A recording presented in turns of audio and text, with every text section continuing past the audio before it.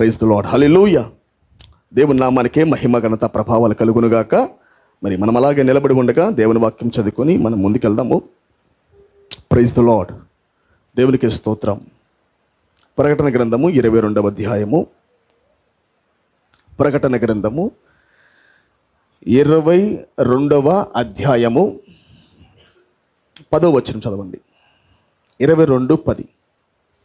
మరియు అతడు నాతో ఈలాగు చెప్పెను. అతడు నాతో ఈలాగు చెప్పెను. ఈ గ్రంథమందున్న ప్రవచన వాక్యములకు ముద్ర వేయవలదు. కాలము సమీపమై ఉన్నది. చాలండి, మరొకసారి చదవండి లేఖన భాగాన్ని. మరియు అతడు నాతో ఇలాగ చెప్పెను, ఈ గ్రంథమందున్న ప్రవచన వాక్యములకు ముద్ర వేయవలదు. కాలము సమీపమై ఉన్నది. మరో లేఖన భాగం చదువుకుందాము. అదే ప్రకటన గ్రంథములోనే మనము 12వ అధ్యాయంలోకి వెళ్దాము. 12వ అధ్యాయము మొదటి 2 వచనములు చదువుకుందాం, ఆ తర్వాత మనం చూద్దాము. అప్పుడు పరలోకమందు ఒక గొప్ప సూచన కనబడెను. అదేదనగా సూర్యుని ధరించుకుని ఒక స్త్రీ ఆమె పాదముల క్రింద చంద్రుడును శిరస్సు మీద 12 నక్షత్రములు కిరీటమును ఉండెను. ఆమె గర్భిణి అయి ప్రసవ వేదన పడుచు ఆ నొప్పులకు కేకలు వేయిచుండెను. అంతటా పరలోకమందు ఇంకొక సూచన కనబడెను. ఇదిగో ఎర్రని మహాఘట సర్పము, దానికి 7 తలలను 10 కొమ్ములను ఉండెను. దాని తలల మీద 7 కిరీటములుండెను. దాని తోక ఆకాశ నక్షత్రములలో 3వ భాగము నీడ్చి వాటిని భూమి మీద పడవేశాను. చదవబడిన లేఖన భాగాన్ని ప్రభు మన వినికిడిలో దీవించును గాక. చిన్న ప్రార్థన చేసుకుందాము. మహాగణుడా, మహోన్నతుడా, జీవాధిపతి, జీవం కలిగిన వాడా, నీకు స్తుతులు నాయనా. మా గ్రంథకర్త నీ వద్దకు సమీపిస్తున్నాము తండ్రి. నా మధ్యలోకి దిగివచ్చి ప్రభు నీ గ్రంథాన్ని విప్పమని ప్రార్థిస్తున్నాము నాయనా. ఓ దేవ, చదువుతున్న లేఖన భాగం ప్రభు ఇదివరకు దీవించబడి ఉంది తండ్రి. దేవా, దీన్ని విరిచి వడ్డించమని ప్రార్థిస్తా ఉన్నాను ప్రభువ. వింటున్న ప్రజలకు ఆశీర్వాదకరంగా చేయమని, దీవెనకరంగా చేయమని ప్రభువ. నన్ను కూడా నీ వశంలో పెట్టుకోమని, వాతావరణాన్ని కొనసాగించమని, మహిమ ఘనత ప్రభావాలు నీకు ఆరోపించుకుంటూ యేసుక్రీస్తు నామములో ప్రార్థించి అడిగి వేడుకుంటున్నాము తండ్రి. ఆమేన్. అందరూ కూర్చోవచ్చండి. ప్రైజ్ ది లార్డ్, హల్లెలూయా. దేవుని నామానికే మహిమ ఘనత ప్రభావాలు కలుగునుగాక. మరొకసారి మరి పునరుద్ధాన దినమందు ప్రభు సన్నిధిలో ఇలా సమకూర్చబడి ప్రభువునందు ఆనందించడము చాలా మంచిగా ఉన్నది. మరి సమకూర్చబడిన మీ అందరికీ కూడా మన ప్రభువును, మన రక్షకుడైన యేసుక్రీస్తు పేరట నా ప్రత్యేకమైన వందనాలు మరి శుభాలు తెలియజేస్తా ఉన్నాను. అందరికీ గాడ్ బ్లెస్ యు. అందరికీ షాలోం. అందరూ బాగున్నారా? మరి పక్కవారికి షాలోం చెప్పండి, పక్కవారికి గాడ్ బ్లెస్ యు చెప్పండి, పలకరించండి పక్కవారిని. ఆమేన్. ప్రైజ్ ది లార్డ్, హల్లెలూయా. చాలా అద్భుతమైన వాతావరణం ప్రభు మనకు అనుగ్రహించాడు. అద్భుతంగా ఉంది ఈరోజు. మరి ప్రభునందు మరి మీరు ఆనందించారని నేను నమ్ముతా ఉన్నాను. ఆమేన్. ప్రభునందు ఆనందించుడి అని పౌలు అంటాడు. ప్రభునందు ఆనందించుడి. మరలా చెబుతున్నాను, మీరు ప్రభునందు ఆనందించుడి అన్నాడు ఆయన. కాబట్టి ఏ సందర్భంలోనైనా మనం ప్రభువుని ఆనందించుట గొప్ప కార్యమై ఉన్నది. ఆమేన్. ఏ సందర్భంలోనైనా, ఏ పరిస్థితి మధ్యలో ఉండినా మనము ప్రభువుని ఆరాధించుట అనేది చాలా గొప్ప సంగతి పిల్లారా. హల్లెలూయా. So we are the blessed people. మనము చాలా దీవించబడిన ప్రజలమై ఉన్నాం. మనము ఈ లోకంలో, ఈ ప్రపంచంలో అందరికన్నా దీవించబడిన వారు ఎవరంటే మనమే ప్రియులారా. నిజంగా నేను మాట్లాడుతున్నది. We are the blessed people. చాలా దీవించబడిన ప్రజలం మనము. ఎలాగ చెప్పగలం మనం దీవించబడిన ప్రజలమని? How can we say that we are the blessed people? ఎలా చెప్పగలం మనం మన బ్లెస్డ్ పీపుల్ అని? ఆస్తిని బట్టి చెప్పగలమా? అంతస్తు బట్టి చెప్పగలమా? లేదా బలగం బట్టి చెప్పగలమా? బంధుత్వం బట్టి చెప్పగలమా? No sir. ఎందు బట్టి మనము దీవించబడిన ప్రజలమంటే మనకి దేవుడు ఎత్తబాటు ఇవ్వబోతున్నాడని నేను చెప్పగలను. ఆమేన్. మనం ఎత్తబాటులోకి వెళ్ళే ప్రజలం మనము. అంటే మరణాన్ని రుచి చూడకుండా ఎత్తబడే ప్రజలం మనము. What a statement it is. మరణాన్ని రుచి చూడకుండా ఎత్తబడే ప్రజలము. ఆమేన్. ఈ దినము కొరకు చాలామంది పితరులు ఎదురు చూశారు. ఈ దినము కొరకే అబ్రహాము యేసుక్రీస్తు దినం కొరకు ఎదురు చూశాడు. ఆమేన్. పౌలు మొదలుకొని విలియం బ్రానం వరకు కూడా ఈ దినం కొరకు ఎదురు చూశారు. దేవా నేను ఎత్తబాటులో ఉంటే బాగుండు, నేను మరణం యొక్క వాసన చూడకుండా, సమాధి వాసన చూడకుండా ఎత్తబాటులోకి వెళ్ళిపోతే బాగుండు సజీవంగాని మన పితరులు ఎదురు చూశారు. ఆమేన్. నిజంగా పిల్లారా, ఇది చాలా ఉన్నతమైన కాలము, చాలా దీవించబడిన ప్రజలం మనము. ఎందుకనగా అంత వాక్యం మనకు తీసుకొని రాబడతా ఉన్నది. ఎలాంటి వాక్యం ఇది? దేహాలు మార్చే వాక్యం ఇది. ఇది ఉగ్రత నుండి తప్పించే వాక్యం కాదు. ఇది నాట్ ఓన్లీ ఫర్ దట్, అది కేవలము లోతులాగా ఉగ్రత నుండి బయటికి లాగే వాక్యం మాత్రమే కాదు. ఇది ఇద్దరు దూతలు వెళ్ళారు, లోతుని బయటికి లాగారు, ఉగ్రత నుండి బయటికి రప్పించారు. కానీ ఇది అది కాదు. ఇది సజీవంగా నీ దేహం మార్చి, ఏమైనా దేవుడితో ఒక సమానమైన స్థానం నీకు ఇచ్చే వర్తమానము. దేవుడితో దాసులు వంటి క్యారెక్టర్ కాదు, దాసులు వంటి క్యారెక్టర్ కాదు, లేదా ఇన్ఫర్మేషన్ లేదా పోస్ట్ మ్యాన్ వల్ల ఏదో సమాచారం తీసుకొచ్చి వెళ్ళేవారం కాదు మనము. We are not the position of the prophets. మనము ప్రవక్తల పొజిషన్ పొందలేదు. మనం పొందిన సంస్కర్తల పొజిషన్ కాదు మనది. మన పొజిషన్ ఎలాంటిది? చెప్పాలి గట్టిగా. ధైర్యం లేదు చెప్పడానికి, డేర్ ఉండాలి చెప్పడానికి కూడా. దానికి కూడా ధైర్యం కావాలా, డేర్ కావాలా. హల్లెలూయా. ధైర్యం కావాలి. ఆ మాట పలకాలన్నా కూడా నేను దేవుడితో సమానంగా అవబోతున్నా. నేను నా స్థానము దేవుని యొక్క సింహాసనము, నా పొజిషన్ దేవుడే ఉన్నాడు. ఆమేన్. గట్టిగా చెప్పండి. ఎందుకంటే ఈ కాలం అలాంటిది కాబట్టి నేను అడుగుతున్నాను మిమ్మల్ని. మీరు ఈ విషయంలో మౌనం కాబట్టి మీకేం వాక్యం అర్థం కాదు కదా. ఏమైనా ఈ కాలం యొక్క రిక్వైర్మెంట్ ఏంటి? What is the requirement of this age? మరలా క్రీస్తు కనబడుట, అనేక మంది పరిపూర్ణమైన యేసుని కనబడుట. మీరు ఇంటికి వెళ్ళిన తర్వాత మెస్సయ్య అనే వర్తమానం చదవండి. మెస్సయ్య ప్రవక్త అంటాడు, పాత నిబంధనలో ఏలియా, ఎలీషా, జోసఫ్, అబ్రహాం, జాకోబ్, మిగతా వాళ్ళందరూ పితరులందరూ కూడా స్మాల్ మెస్సయ్య అన్నాడు. దే ఆర్ ద స్మాల్ మెస్సయ్యాస్ అన్నాడు. ఎవరు వాళ్ళు? చిన్న చిన్న మెస్సయ్యాలంట. అంటే మెస్సయ్యాలో భాగాలు వాళ్ళు. ఆమేన్. పరిపూర్ణమైన మెస్సయ్యాలో కొద్ది భాగాలే స్మాల్ మెస్సయ్య అబ్రహాము, small Messiah Joseph, small Messiah యాకోబు, స్మాల్ మెస్సయ్య ఇస్సాకు, వీళ్ళందరూ స్మాల్ మెస్సయ్యాలు. కానీ మన పరిపూర్ణమైన మెస్సయ్య ఎవరంటే ప్రభువైన యేసుక్రీస్తు. అందుకే ప్రవక్త అన్నాడు, శ్రీమతి మెస్సయ్యాలో భాగం ఎవరు? We are the Mrs Messiah. అందుకే ప్రొఫెట్ అంటాడు, వీఆర్ ద మెస్సయ్యాట్స్ అన్నాడు. బ్రహ్మమైట్లు కాదు మనం, మన మెస్సయ్యాట్స్ అంటే శ్రీమతి మెస్సయ్య మనము. కాబట్టి 7 సంఘ కాలములలో ఉన్న ప్రతి పరిశుద్ధుడు కూడా మన పరిపూర్ణమైన శ్రీమతి మెస్సయ్య అనే మనలో వాళ్ళు కొద్ది భాగాలు.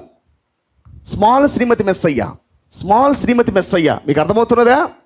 కాబట్టి మన ఆలోచన ఎలా ఉండాలంటే స్మాల్ శ్రీమతి మెస్సయ్య లాగా ఉండకూడదు. ఆమేన్. హల్లెలూయా. యేసుక్రీస్తు యొక్క శ్రీమతి పరిపూర్ణంగా ఎలాగ ఉండాలని దేవుడు తలంచాడో మన ఉద్దేశములు, మన ఆలోచనలు, మన విధానములు, మన ప్రవర్తన, మన నడవడిక, మన కోణములు అన్నీ కూడా అలాగనే ఉండాలి. ఆమేన్. హల్లెలూయా. అది వ్యక్తిగతమైన ప్రత్యక్షత ఉన్నది ప్రియులారా. ఆమేన్. ఇంకో మాట తెలుసా మీకు? యేసుక్రీస్తు యొక్క భార్య నేనని గుర్తుపట్టే విషయంలో కూడా ప్రత్యక్షత కావాలి నీకు. ఆమేన్. యేసుక్రీస్తు యొక్క భార్య నీవేనని గుర్తుపట్టే విషయంలో కూడా నీకు ప్రత్యక్షత కావాలి. ఆమేన్. అదే మతిమరుపును తీసివేయుటంటే నువ్వు ఆర్డైన్ చేయబడింది ఈ కాలానికి ఎలాగా? యేసుక్రీస్తు భార్యగానే. కానీ అది నీకు బయలుపాటు వచ్చేదాకా నీకు అర్థం కాదు. ఎప్పుడైతే నువ్వు ఆ వ్యక్తిగతమైన ప్రత్యక్షతను దేవుడి దగ్గర నుంచి పొందుతావో అప్పుడు నీ పొజిషన్ నిలబడతావు. నీవు నీ స్థానాన్ని నీవు ఎరిగి నీ పొజిషన్ నిలబడతా ఉంటావు. నీ పొజిషన్లో నీవు స్టాండింగ్ ఇన్ ద గ్యాప్ అంటే అదే. ఎవరో స్థానంలో నిలబడేది కాదు, నీ స్థానంలో నీవే నిలబడుట. ఆమేన్. నీకు ఇవ్వబడిన పొజిషన్లో నిలబెట్టేది ఈ వర్తమానం ప్రియులారా. అర్థమైంది నా మాటలు? సో అందుకే నేను అంటున్నాను, వీఆర్ ద బ్లెస్డ్ పీపుల్ అని. ఎవరు మనము? దీవించబడిన ప్రజలము. మెస్సయ్యలాగా మారటానికి అభిషేకించబడిన ప్రజలము. మరణాన్ని రుచి చూడకుండా ఎత్తబట్టానికి కావలసిన ఎలిమెంట్స్ పొందుతున్న ప్రజలము. ఏమైనా వాక్యము సాధారణమైనది కాదు. ఇది నీకు తీసుకొని రాబడుతున్న వర్తమానము, ఈ గ్రంథము తెరవబడిన తర్వాత వస్తున్న ఈ యొక్క ప్రత్యక్షత వర్తమానం అనేది ఇది సాధారణమైన నామకార్థమైన వర్తమానం కాదు. ఇది నువ్వు కరెక్ట్గా దాంట్లో నిలబడి జీవించాలే కానీ ఇది నీ దేహాలు మార్చిద్ది, ఇది నీ స్వభావాన్ని మార్చిద్ది, ఇది నేను రూపాంతరపరిచిద్ది ఇది. Praise be to God. అందుకే ప్రభువైన యేసుక్రీస్తు ఒక మాట అన్నాడు. ఆయన యోహాను సువార్త 11వ అధ్యాయంలో ఒక మాట మాట్లాడతాడు. ఆయన లాజరు సమాధి దగ్గరికి వెళ్ళినప్పుడు మార్త ఒక మాట అంటుంది, ఓ ప్రభువా, నీవు కానీ లాజరు, మా తమ్ముడైన లాజరు మరణించకుండా ఉండినట్లయితే, రోగిగా ఉన్నప్పుడు కానీ నీవు వచ్చినట్లయితే నా తమ్ముడు బ్రతికేవాడే ప్రభు అని అక్కడ మార్త లాజర్ని మరి యేసుక్రీస్తుని అనిద్ది. అప్పుడు ఆయన అంటాడు, మార్త, పునరుద్ధానము జీవము నేనే అన్నాడు. I am the resurrection and I am the life అన్నాడు. తర్వాత ఒక మాట అంటాడు ఆయన అంటాడు, చనిపోయి నా యందు విశ్వాసం ఉంచువాడు మరలా బ్రతుకును. నెక్స్ట్ మాట ఏంటి? బ్రతికి నా యందు విశ్వాసం ఉంచువాడు ఎన్నటికీ,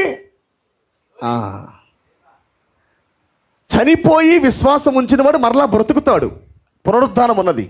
కానీ ఆ కింద మాట ఒకటి ఆయన టచ్ చేస్తాడు. ఆయన ఆ మాట ఇప్పుడు దాకా ఎవరో నెరవేరలా. మరలా చెప్తున్నాను, ఆ మాట ఇప్పుడు దాకా ఎవరిలో కూడా నెరవేర్చబడలా. ఏ మాట అది? చనిపోయి విశ్వసించడం కాదు, చనిపోయి విశ్వాసం ఉంచడం కాదు, విశ్వాసం ఉంచి చనిపోవడం కాదు, బ్రతికి నా యందు విశ్వాసం ఉంచేవాడు. ఏంటా మాట? బ్రతికి నా యందు విశ్వాసం ఉంచువాడు ఎన్నటికీ మరణించడు. ఇది ఈ కాలం యొక్క వాగ్దానం. అవునా కాదా? మన వాగ్దానములన్నీ కూడా ఎలాంటి వాగ్దానాలు? సుప్రీం ప్రామిస్, అవి సుప్రీం ఫుల్ఫిల్మెంట్స్. అవి దేవుడు చేసిన వాగ్దానములు కూడా వారసులు ప్రియులారా మనము. నమ్ముతారా నా మాట మీరు? కాబట్టి బ్రతికి, ఇప్పుడు మనం బ్రతికి సజీవంగా ఉండి మనం ఏం చేస్తా ఉన్నాం? బ్రతికి నా యందు విశ్వాసం ఉంచువాడు. 7 సంఘకాలాలుగా చాలామంది సజీవంగా ఉండి విశ్వాసం ఉంచారు కానీ మరణించారు. అవునా కాదా? అంటే ఆయన మాట్లాడుతుంది ఏ విశ్వాసం గురించి?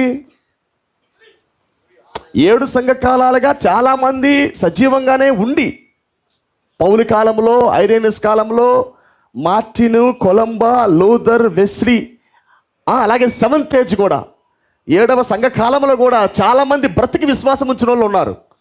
అయిననే వాళ్ళు మరణించారు. అంటే ఈయనేదో ఒక ప్రత్యేకమైన విశ్వాసం గురించి మాట్లాడుతూ ఉన్నాడు ఆయన. నేను చెప్పాను లాస్ట్ టైం, పుట్టిన పిల్లవాడు మొదలుకొని 25 ఏళ్ళ కుర్రాడు దాకా పేరైతే ఫెయితే. పుట్టినోడికి ఫెయితే, పెద్దోడికి ఫెయితే. ఆమె కాకపోతే మీరు వినండి, ఈయన మాట్లాడుతుంది ఏంటంటే బ్రతికి నా యందు విశ్వాసం ఉంచువాడు. అంటే ఆయన మాట్లాడుతుంది మరణాన్ని మృంగే విశ్వాసం. What a faith it is! ఎటువంటి విశ్వాసం ఇది? మరణమును కూడా మృంగే విశ్వాసం, రూపాంతరపరచబడే విశ్వాసము, కనురెప్పపాటులో మార్పు చెంది మరణాన్ని రుచి చూడకుండా ఎత్తబాటులోకి వెళ్ళే విశ్వాసము. ఆమేన్. కాబట్టి ఎందుకు ఆయన ఆ మాట పలికాడంటే, నిజానికి ఆ మాట అక్కడ సంబంధించిన మాట కాదు. మాట విన్నారా? ఆయన పలికిన మాట ఆ కాలంలో నెరవేర్చబడే మాట కాదు. అది వినాలి. ఎందుకు దేవుడు మాట పలికాడంటే, it might be recorded, it should be recorded. అది రికార్డ్ చేయబడింది, అక్కడ రాయబడింది. అక్కడ ఎప్పుడైతే ఆ వాగ్దానం రాయబడిద్దో కొంతమంది వస్తారు రేపు అన్నాక. అర్థమైనదా? అది చెప్పటానికి ఆ కాలంలో ఉన్నట్టుగానే ఉండిద్ది, ఆ కాలంలో ఉన్నట్టుగానే ఉండిద్ది, కానీ అది ఆ కాలంది కాదు. హల్లెలూయా. ఆ మాట రికార్డ్ చేయబడినప్పుడు, అందుకే ప్రవక్త అన్నాడు, నీ దినమును నీ లేఖనాన్ని గుర్తుపట్టమని చెప్పాడు. Your scripture you must be identify. నీ కొరకు ఇవ్వబడిన లేఖన భాగాలను గుర్తుపట్టాలని చెప్పాడు. అది ఎలా బ్రింక్ అయిందంటే, ఈ కాలంలో నిజంగా వధువుగా పుట్టినప్పుడు మరి మరి దాన్ని ఏమంటారు, పరిపూర్ణమయ్యే లేఖన భాగాలు నీ జ్ఞాపకం చేయబడతా ఉంటాయి. The perfect scriptures, the perfect fulfilments. ఆమేన్. ఇంకో మాట చెప్పాలంటే, కొద్ది క్లుప్తంగా చెప్పాలంటే, ఆది కాండంలో దేవుడు నీ సంతానమునకు స్త్రీ సంతానానికి వైరం కలుగు చేస్తానన్నాడు. ఒక మాట. వైరం అంటే జస్ట్ గొడవలే, ఎప్పుడు గొడవలే. అది ఫుల్ స్టాప్ కాదు, గొడవలు ఫుల్ స్టాప్ కాదు. అవునా కాదా? వైరం ఫుల్ స్టాప్ కాదు. కింద ఒక మాట అన్నాడు ఆయన, నీవు మడెం మీద కొడతావు. తర్వాత ఏమన్నాడు చెప్పాలి. ఆయనేమో ఏం చేస్తాడు? తల శిరస్సు చెతకు కొడతాడు. తల కింద తల మరి పాదముల కింద తలకాయ పెట్టుకొని శిరశ్చిత్త కొడతాడు ఆయన. అంటే ఆయన మాట్లాడుతున్న మాట ఏంటి? వైరము కలుగు చేస్తాడు, తర్వాత దానితో వైరముతో ముగించడు సందర్భాన్ని ఏది కూడా. ఖచ్చితంగా ఒక పుల్ స్టాప్ పెడతాడు. బ్యాటిల్కి పుల్ స్టాప్ ఉండాల్సిందేనా? ఉండాలా? నిత్యము యుద్ధం జరుగుతూ ఉంటాము కాదు కదా దేవుడి ప్రణాళిక. ఒక దినమంది పుల్ స్టాప్ పెట్టాలా? ఆమేన్. కాబట్టి దేవుడు ఆనాడు ప్రామిస్ చేశాడు. ఎప్పుడు ఆది కాండములో పాపము జరిగినప్పుడే ప్రామిస్ చేశాడు. ఏమని? నీ సంతానమునకు, స్త్రీ సంతానమునకు వైరం కలుగు చేస్తానన్నాడు. ఆమేన్. నేను స్త్రీ గుండా వస్తానని చెప్పాడు. ఈ ఇచ్చిన వాగ్దానం మనం గమనించామంటే ఆయన ప్రారంభము నుండి అబ్రాహాం దగ్గర నుంచి ప్రారంభించాడు. ఆయన శారా ద్వారా ఒక ఛాయ్ పెట్టాడు, రిబ్కా ద్వారా ఒక ఛాయ్ పెట్టాడు. ఆమేన్. హల్లెలూయా. ఛాయలు పెట్టుకుంటూ వచ్చాడు ఆయన. తర్వాత ఆయన మోషే దగ్గరికి వచ్చాడు, అక్కడ ఒక ఛాయ్ పెట్టాడు. అవునా కదా? అమ్రామ్ ఎకేబెతులు ప్రామిస్ కొరకు మొరపెడతా ఉన్నారు, విమోచకుడి కొరకు. అప్పుడు దేవుడు వచ్చాడు, అక్కడ ఒక ఛాయ్ రిలీజ్ చేశాడు, అక్కడ షాడోని చూపించాడు అక్కడ. ఆ తర్వాత దేవుడు మరి ఒక్కసారిగా దేవుడు ఆ ప్రామిస్ని వెంటనే ఆయన తీసుకొని రాలేదు ఆయన. ఆమేన్. వెంటనే దేవుడు ఆ ప్రామిస్ని తేలా. దాన్ని ఆయన కొంతమంది స్త్రీలను ఎన్నుకొని, కొంతమంది ఆయన మరి స్త్రీలను ఎన్నుకొని ఆ వాగ్దానానికి ఒక ఛాయలు రుజువుపరుచుకుంటూ వస్తున్నాడు, నెరవేర్చుకుంటూ వస్తున్నాడు ఆయన. మరలా చెబుతున్నా వినండి. ఆయన ఇచ్చిన వాగ్దానము నెరవేర్చబడటానికి మునిపే దేవుడు ఛాయలుగా అనేక మంది స్త్రీలను ఎన్నుకొని ఆమేన్ ఈ యొక్క వాగ్దాన పుత్రులకు ఛాయగా పుట్టించుకుంటూ వస్తున్నాడు. ఇస్సాకు, మోషే, అవునా? ఇంకా చెప్పాలి, చాలామంది, యోసేపు కావచ్చు, వీళ్ళందరూ కూడా వాగ్దాన పుత్రులకి ఛాయలు వీళ్ళు. ఆమేన్. వీళ్ళందరూ కూడా శిరసంచిత కొట్టిన వాళ్ళు కాదు. వీళ్ళందరూ శిరసంచిత కొట్టల, మడిమత కరుస్తున్నది కానీ ఇంకా రెండోది నెరవేర్చబడాల. శిరస్సును కొట్టల వీళ్ళు. ఆమేన్. శిరస్సును కొట్టాలంటే నిజమైన వ్యక్తి దిగాల్సిందే. నిజమైన ప్రామిస్డ్ సన్ రావాలా, రియాలిటీ రావాలా. నా మాట మీకు అర్థమవుతున్నదే? అంటే వాగ్దానాలన్నీ కూడా ఛాయలుగా ఇప్పటికే నెరవేర్చబడ్డాయి. ఎవ్రీ ప్రామిస్ వాటి ఛాయలు ముగిశాయి. ప్రతి వాగ్దానమునకు వాటి ఛాయలు ముగిసిపోయినవి. Praise be to God. ఎలాగైతే ప్రభువైన యేసుక్రీస్తు భూమి మీదకి వచ్చిన తర్వాత ఆయన అన్ని ఛాయలుగా క్యాప్లు పెడతా వచ్చాడు. ఎవ్రీ షాడోకి ఆయన క్యాప్ పెట్టాడు. అవునా? ప్రతి ఛాయకు ఆయన ఏం చేశాడు? I am the reality of the promise, I am the reality of the promise. అంటే కొన్ని వేల ప్రవచనాలకు ఆయన నిజస్వరూపంగా ఉన్నాడు. కొన్ని వేల ప్రవచనాలకు ఛాయలుగా ఇదివరకే ఉన్న ప్రతి వాగ్దానమునకు ఇప్పుడు దేవుడు ఏమై ఉన్నాడు? రియాలిటీ, నిజస్వరూపమై ఉన్నాడు ఆయన.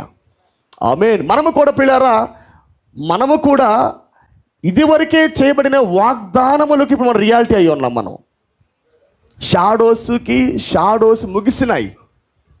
వింటున్నారు నా మాట? షాడోస్ ముగిసాయి, వాగ్దానముల యొక్క ఛాయలు ముగిసిపోయినవి. ఇప్పుడు ఎక్కడున్నాం మనము? వాగ్దానం యొక్క రియాలిటీలో ఉన్నాం. నా మాట నమ్ముతారా మీరు? వాగ్దానం యొక్క రియాలిటీలో మనం ఉన్నాం మనము. కాబట్టి మనలో బ్లింక్ అయ్యే ప్రతి లేఖనము కూడా పర్ఫెక్షన్ లేఖనాలే బ్లింక్ అవ్వాలా. ఏ లేఖనాలు బ్లింక్ అవ్వాలి? పరిపూర్ణమైన లేఖనాలే నీ మనసుల్లో బ్లింక్ అవ్వాలా. దేవుడు నీకు పరిపూర్ణమైన లేఖనాలే నీ హృదయంలో బయలుపరచాలా. దీని కొరకు మొరపెట్టు అని. మీకు తెలుసు కదా, ప్రవక్తకి దేవుడు మరి దరిదాపుగా ఒక 20 ఏళ్ల క్రితం నుండే ఒక లేఖనం బ్లింక్ చేస్తూ ఉండేవాడు, అది నెరవేర్చబట్టడానికి మునిపే. ఏ లేఖనం చెప్పండి?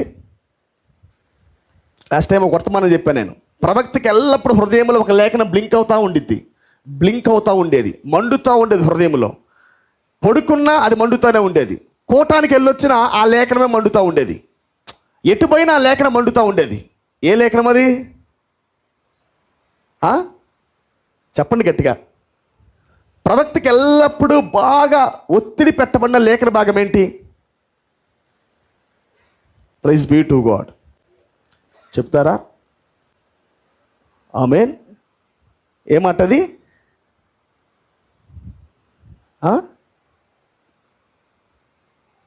హల్లెలూయా. ఏ మాట అది? అసలు వాగ్దానం మనకు కూడా అదే. ఏ మాట అది?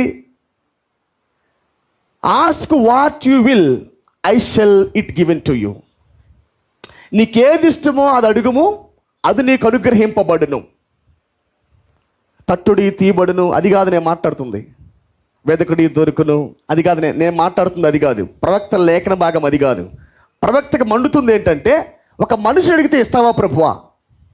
ఒక మనిషి ఆమె ఏమడిగినా ఇస్తావా? ఏమడిగినా ఇస్తానన్నాడు ఆయన. ఆస్క్ వాట్ యు విల్, నీకు ఏది ఇష్టమో అడుగు అన్నాడు. అదే నీకు అనుగ్రహిస్తానని చెప్పాడు. ప్రవక్త హృదయంలో మండిన లేఖన భాగం అదే. అది ఆయనకి ఎక్కడ ముడివేసిందంటే, పాత నిబంధనలో ఉన్న యెహోవా యీరే పరిచర్యకు క్రొత్త నిబంధనలో కొండలు పెకిలింపగల ప్రక్రియ ఉంది చూసారా? అంజూరపు చెట్టు శపించబడే ప్రక్రియ. ఆమేన్. ఆయన ఏదో ఒక దాని కొరకు గమనిస్తున్నప్పుడు ఈ లేఖనం మనకి బ్లింక్ అయింది. Ask what you will and it shall given to you. నీకేది ఇష్టమో అది అడుగు, అది నీకు అనుగ్రహింపబడును. హల్లెలూయా. అంటే ఏం మాట్లాడుతున్నాడు? నిజానికైతే తండ్రి చెప్పకుండా నేనేమి చేయకూడదు, తండ్రి చెప్పాలి, తండ్రి చెప్పాలి, తండ్రి చెప్పాలి, తండ్రి చెప్పాలి అంటాడు ప్రభువు యేసుక్రీస్తు. అవునా కదా? అందరు ఇక్కడే ఉన్నారా? తండ్రి చెప్పకుండా నేనేమి చేయట్లేదు, తండ్రి నామములో వచ్చాను, తండ్రి ద్వారా పంపించబడ్డాను అంటా ఉంటాడు ఆయన. ఇది కాదానికి బ్లింక్ అయింది. ఎవరికి? ప్రవక్తకి బ్లింక్ అయింది. అది కాదానికి బ్లింక్ అయింది. ఆయనకి బ్లింక్ అవుతా ఉంది ఏంటంటే, ఆయనకి వెలుగుతూ ఉంది ఏంటంటే, ask what you will and it shall given to you. నీకేది ఇష్టమో అడుగు, అది నీకు అనుగ్రహింపబడుననే పొజిషన్లోకి వెళ్ళటానికి మునిపే, ఆ స్థానంలో పొందటానికి మునిపే ప్రవక్తకు హృదయంలో అది మండుతూ ఉన్నది. ఏమని? అది ఏ స్క్రిప్చర్ తెలుసా? అది పర్ఫెక్ట్ స్క్రిప్చర్. అది ఆ లేఖనము అది పరిపూర్ణమైన లేఖన భాగం. అది యేసుక్రీస్తు కలిగిన లేఖన భాగం. అది ఆమేన్. అది ఏ లేఖన భాగం అంటే దత్తపుత్రాత్మ లేఖన భాగం. అది పుత్ర స్వీకారంలోకి వెళ్ళిన వాడు మాత్రమే తీసుకున్న లేఖన భాగం. అది నా మాట వింటున్నారా? హల్లెలూయా, హల్లెలూయా. ఈయన నా ప్రియకుమారుడు, ఈయన యందు నేను ఆనందించుచున్నాను, ఈయన మాట వినుడి, నేను ఇంక అవసరం లేదు. I don't want to tell anything to him. నేను అతనికి ఏమాత్రం చెప్పాల్సిన అవసరం లేదు. ఈయన మాట వినుడి అంటే ఆయన చెప్పిందే ఇంకా ఫైనల్ అన్నమాట. నీకేది ఇష్టమో అడుగు, అది నీకు అనుగ్రహింపబడి అంటే మరలా ఇతను కొత్తగా ఇచ్చేది కాదు దేవుడు. ఇంకా ఆయన అడుగుతుంది పొజిషన్. ఏ పొజిషను? పడిపోయిన ఆదాము స్థానము. మొదటి రాకడలో క్రీస్తు స్థానం అడుగుతున్నాడు ఆయన. ఆయనకి ఏ లేఖన భాగము మండుతూ ఉన్నది? కడపటి ఆదాము యొక్క లేఖన భాగం మండుతూ ఉన్నది. అంటే ఆయన ఏం పలికినా అది నెరవేర్చబడే లేఖన భాగము. Praise be to God. అందుకే మీరు ఎవ్వరు జీవితంలో కూడా మూడిడ్పులు చూడరు. ఏ ప్రవక్త జీవితంలో మూడిడ్పులు ఉండవు.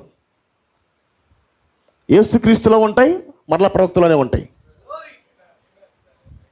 నా మాట అర్థమైందా? ఒకటి యేసుక్రీస్తులో ఉంటాయి, రెండోది ప్రవక్తలో ఉంటాయి. 3 తెరలుగా ఆయన పరిచర్య జరిగింది, 3 ఈడ్పులుగా ప్రవక్త పరిచర్య జరిగింది. ఆమేన్. మన పుట్టుకే 3 ఈడ్పులు పుట్టాం మనము. ఎలా పుట్టాం మనము? ఒకవేళ మనము మోసపోతామేమోనని దేవుడు మనల్ని స్టార్టింగ్ నుంచి తేలా. తెలుసా మీకు?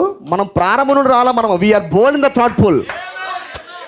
మన పుట్టుకే 3వ ఈడ్పులో పుట్టాం మనము.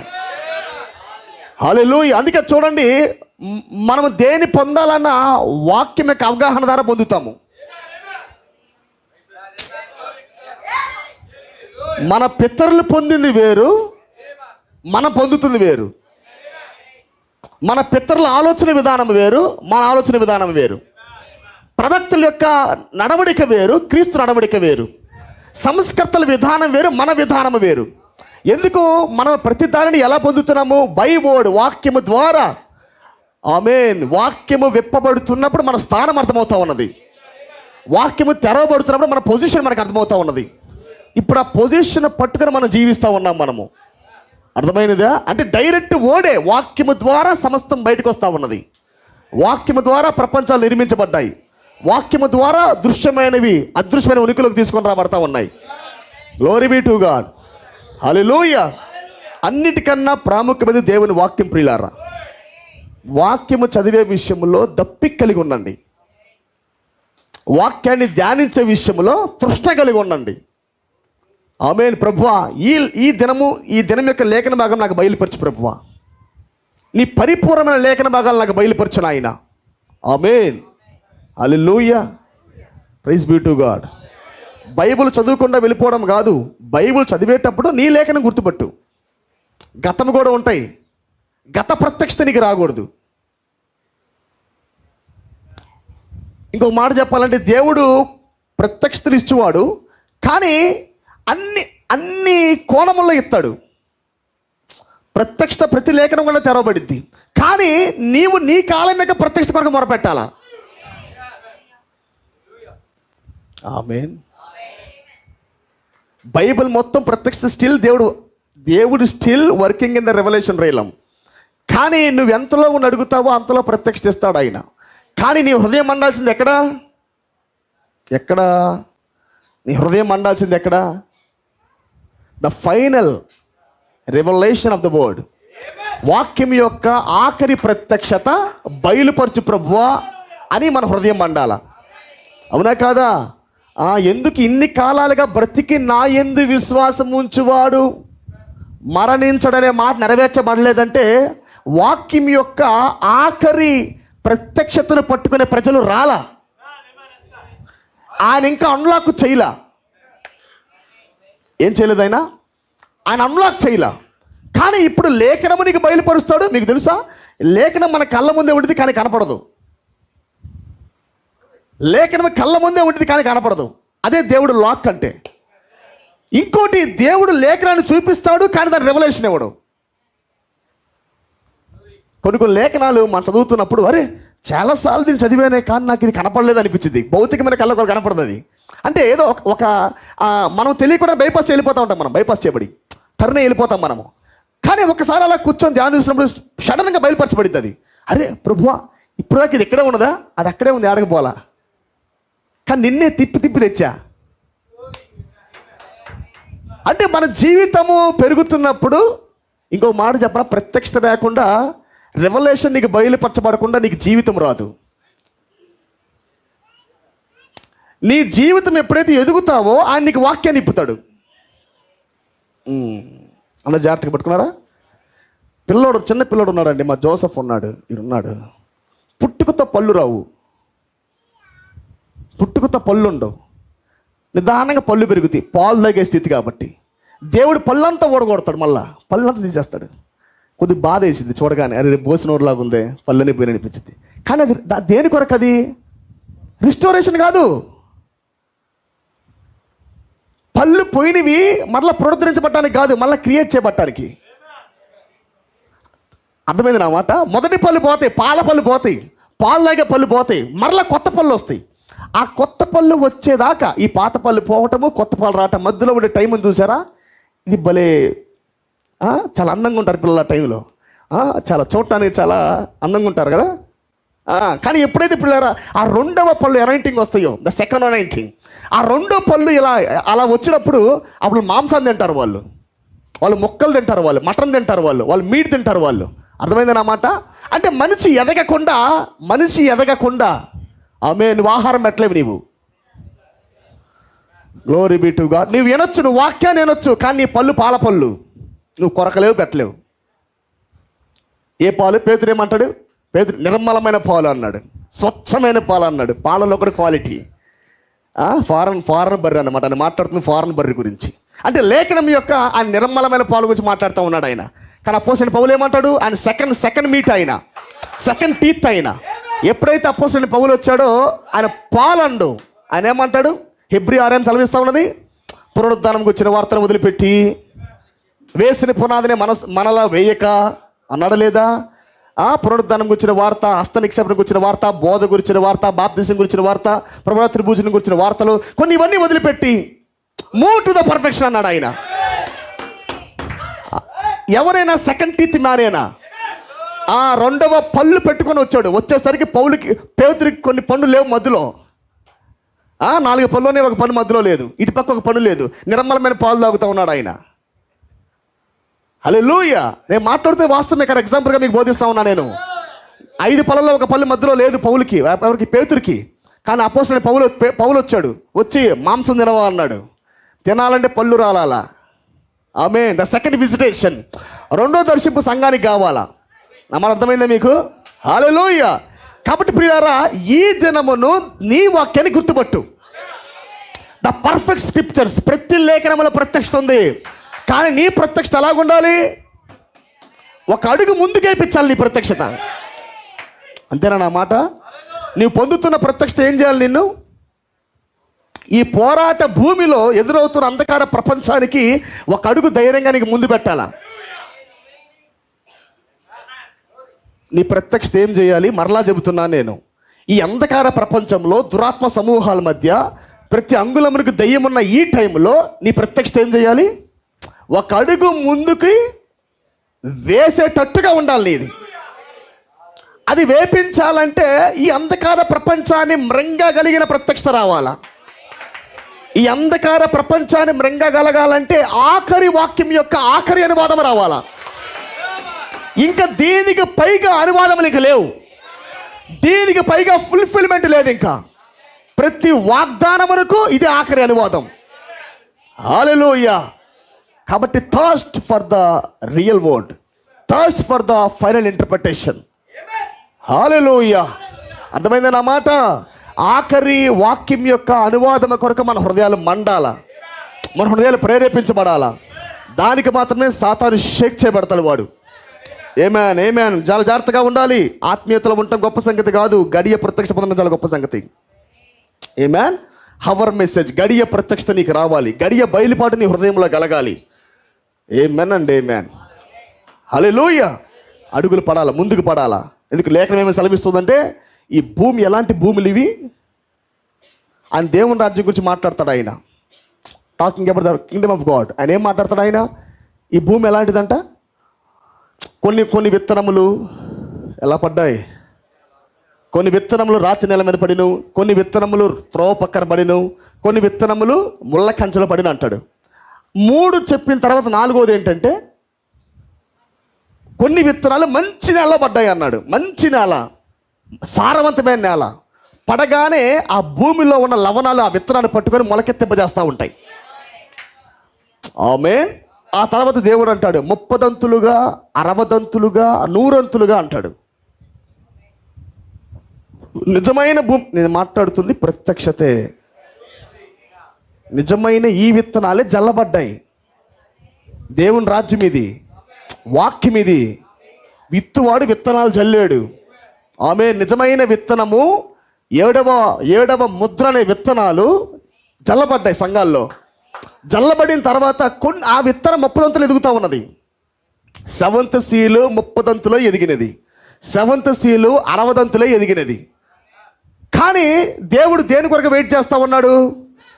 7వ ముద్ర 100 అంతులుగా ఎదగాల. నా మాట మీకు అర్థమైందా? రియల్ వర్డే, రియల్ రెవల్యూషనే, రియల్ 7th సీలే. బట్ అది 30 దంతులుగా ఆగిపోకూడదు. అది నేనంటాను వధువు యొక్క భూమి 100 అంతల ఫలితాన్ని ఇచ్చే భూమి. ఎలాంటి భూమి వధువుది?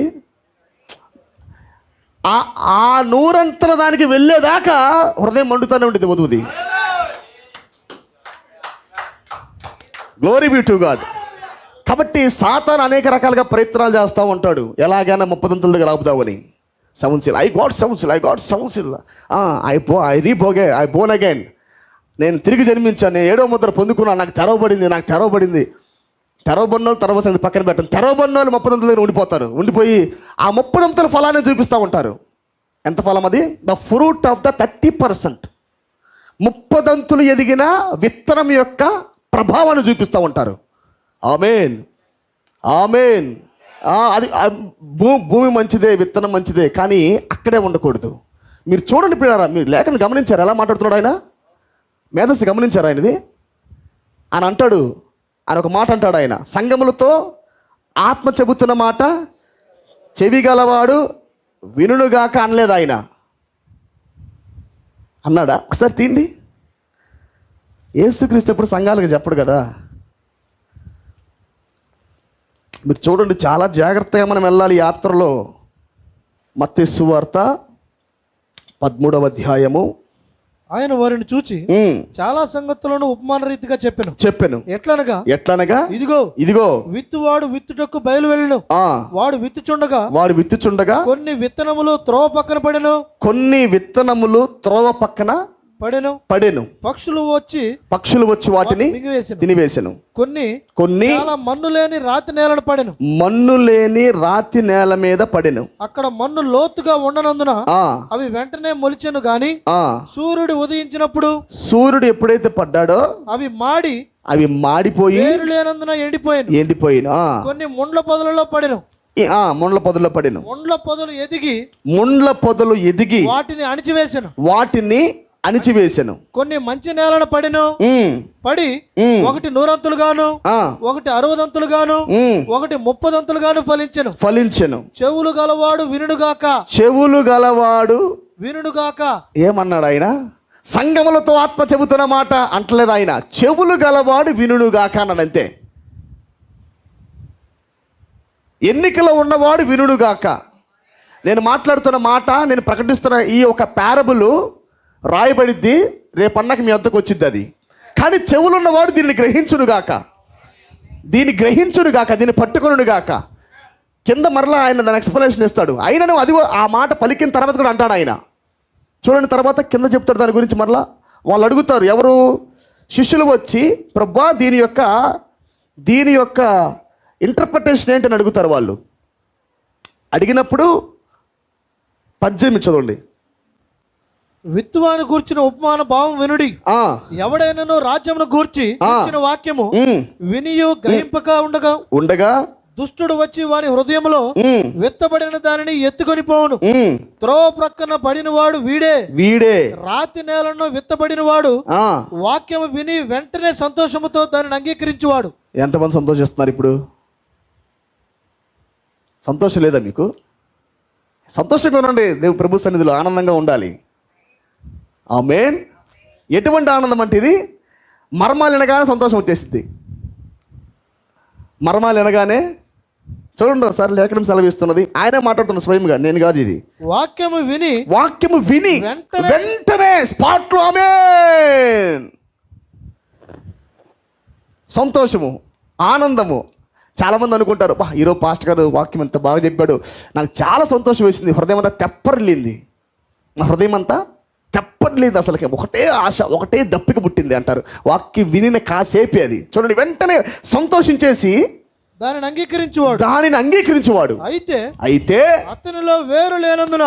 ఏంటి? సంతోషంగా అంగీకరించిన వారిలో కూడా వేరు లేదా? అతనిలో వేరు లేనందున అతడు కొంతకాలం అయితే నిలుచును గాని వాక్యము నిమిత్తం శ్రమయైనను హింస అయినను, ఏమన్నా శ్రమలు గాని, ఇంట్లో ఒత్తిడి గాని, అమ్మ గాని, నాన్న గాని, భార్య గాని, పిల్లలు గాని కొద్ది కొట్టారు అనుకో, అలాగగానే అభ్యంతరపడును. ఇది రైటా రాంగా? అదే రైటాలు ఉంది, ఇదే రాంగాలు ఉంది. పెద్ద డిఫరెన్స్ నాకేం కనపడట్లా, నాకు వ్యత్యాసం అనిపించట్లా నాకు. ఆమేన్. శ్రమ, ఇబ్బందో ఏమన్నా వస్తే చాలు, ఇంకా ఈ వాక్యం విని సంతోషపడి ఇంటికి వెళ్ళిపోయిన తర్వాత వేరు లేనందున ఎండిపోయి మరలా ఏమైపోతారు వాళ్ళు?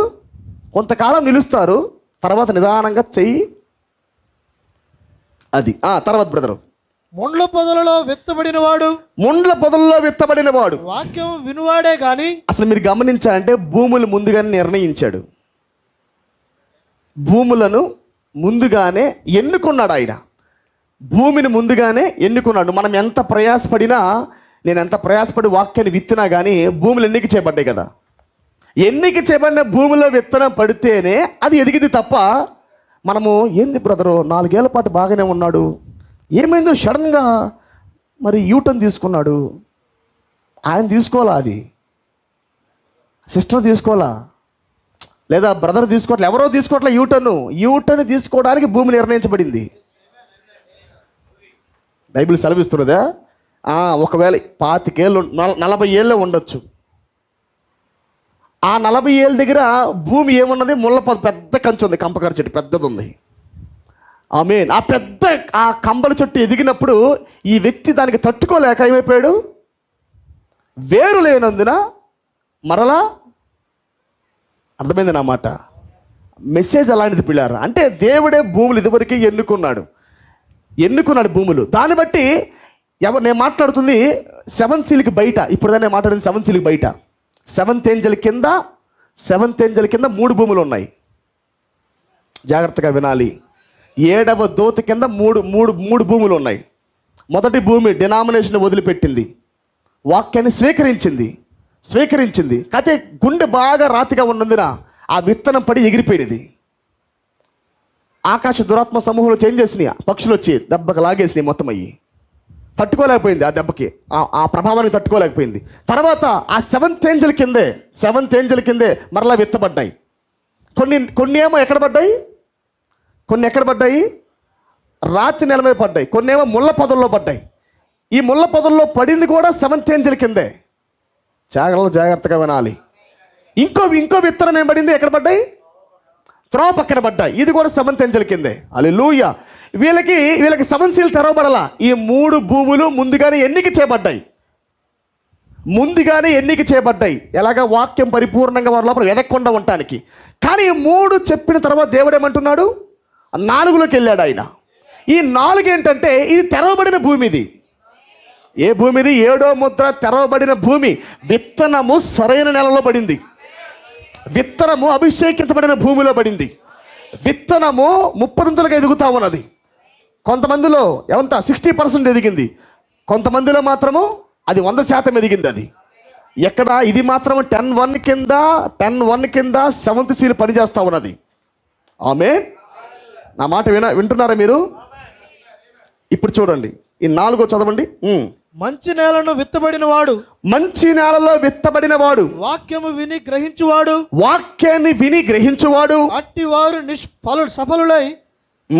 అట్టివారు సఫలులై ఒకడు 100 ఒకడు 60 ఒకడు 30 ఫలించిన నేను. ఆమేన్. అందరూ రాకడే బ్రదరు, మనమందరం రాకడే. ఎవరు? మనమందరము 2వ రాకడలో బ్యాచ్. మనమందరము 7వ ముద్రే బ్రదరు, మనమందరము 7 సీలే బ్రదరు, మనమందరం దాంట్లోనే ఉన్నాం బ్రదరు అని అందరూ ఉంటారు పిల్లారా.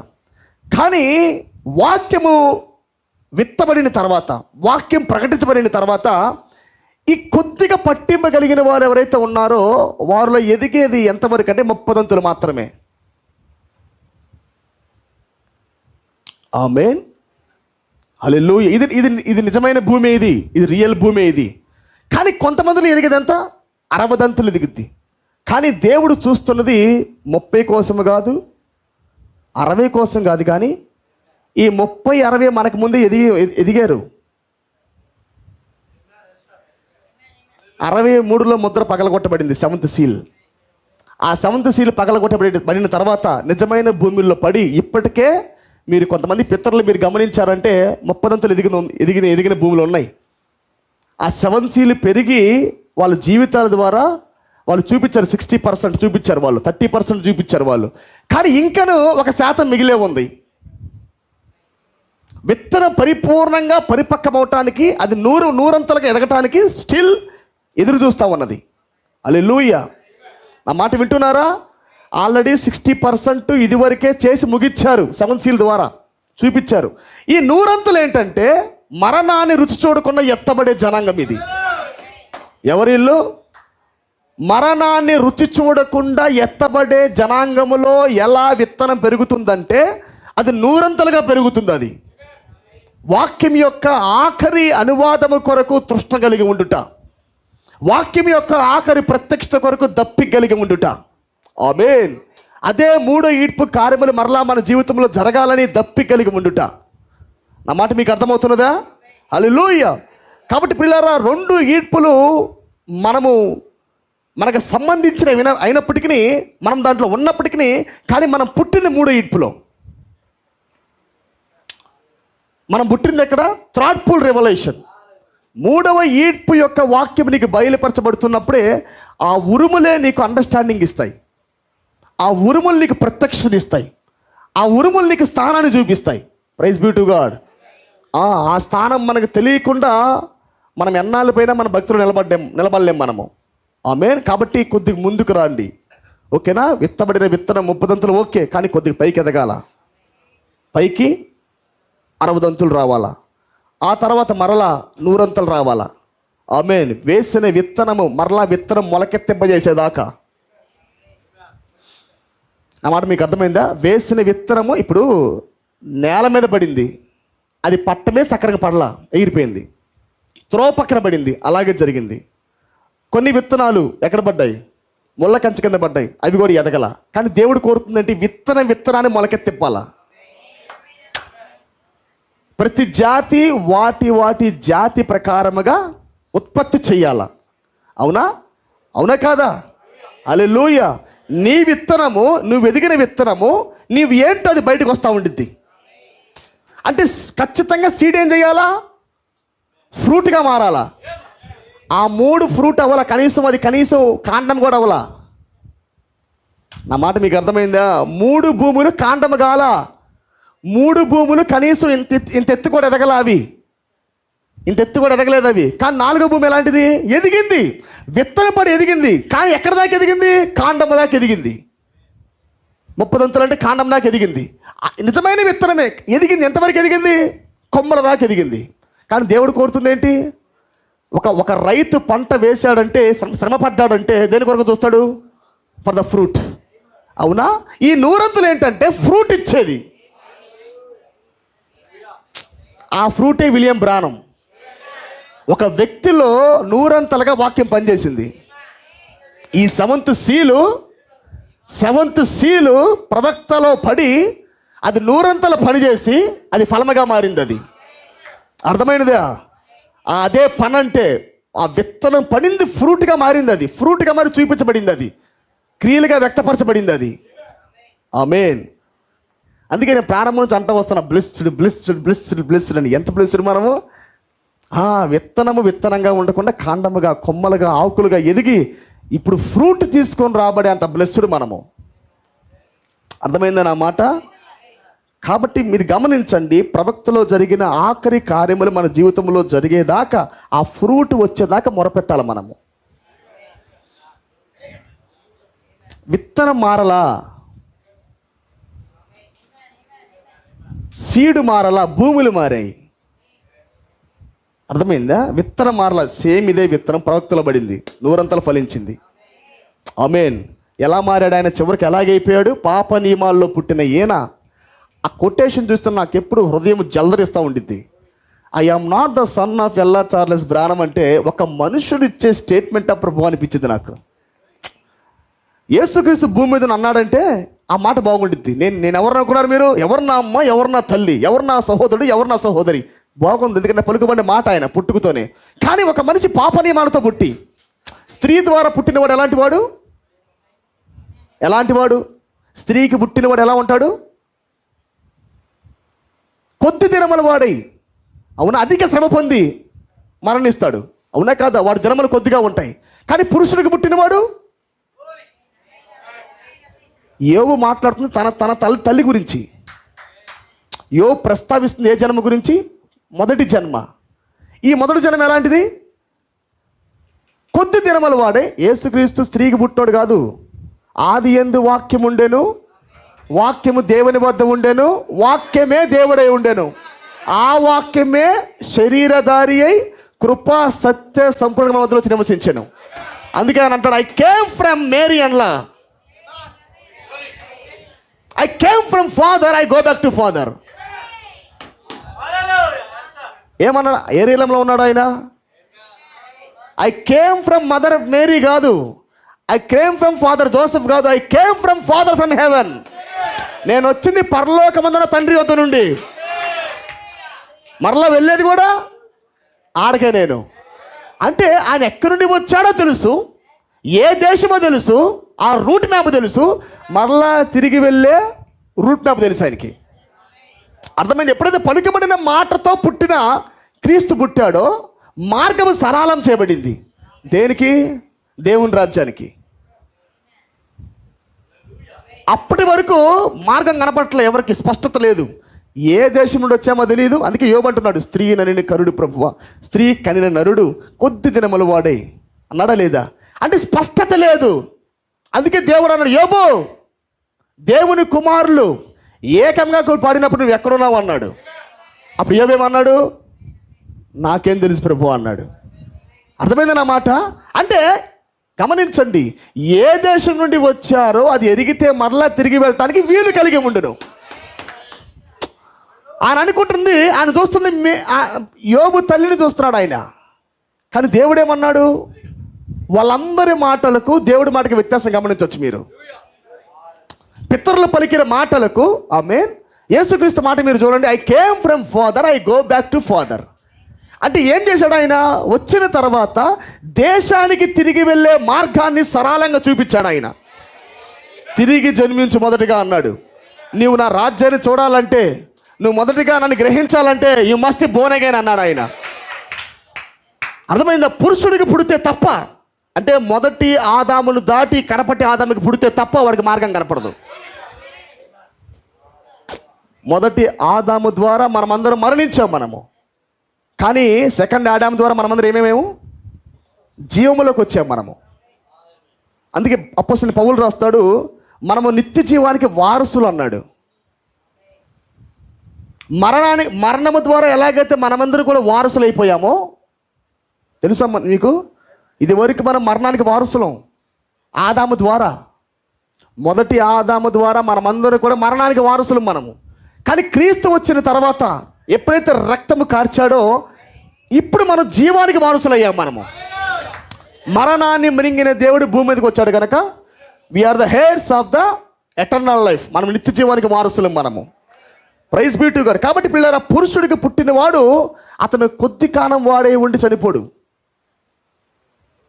అందుకే మీరు క్రొత్త నిబంధన మాటలు మీరు గమనించారంటే, వాళ్ళ మాటలు మీరు గమనించండి, మరణమాని ముళ్ళు ఎక్కడ అంటారు. పాత నిబంధన మాటలు వేరు, క్రొత్త నిబంధన మాటలు వేరు. పాతాళమా నీ విజయం ఎక్కడ అంటారు వాళ్ళు. అంటే ఏ ప్రభావం అది, ఏ రక్తం అది, దేనికి వారసులు వాళ్ళు, ఏ వాక్యం ప్రవహిస్తూ ఉన్నది, ఏ రక్తం వాళ్ళలో కార్చబడి ఉన్నది. ఆమేన్, ప్రైజ్ బీ టు గాడ్. పలుకబడిన మాట ద్వారా పుట్టిన వ్యక్తి ద్వారా వస్తున్న జీవం ఏదైతే ఉన్నదో ఇది వారి లోపలికి వెళ్ళి వారిని స్టాండ్ చేస్తూ ఉన్నది, రియాలిటీలో పెడతా ఉంది వారిని. హల్లెలూయా. నా మాటలు మీరు గమనిస్తున్నారా? Praise be to God.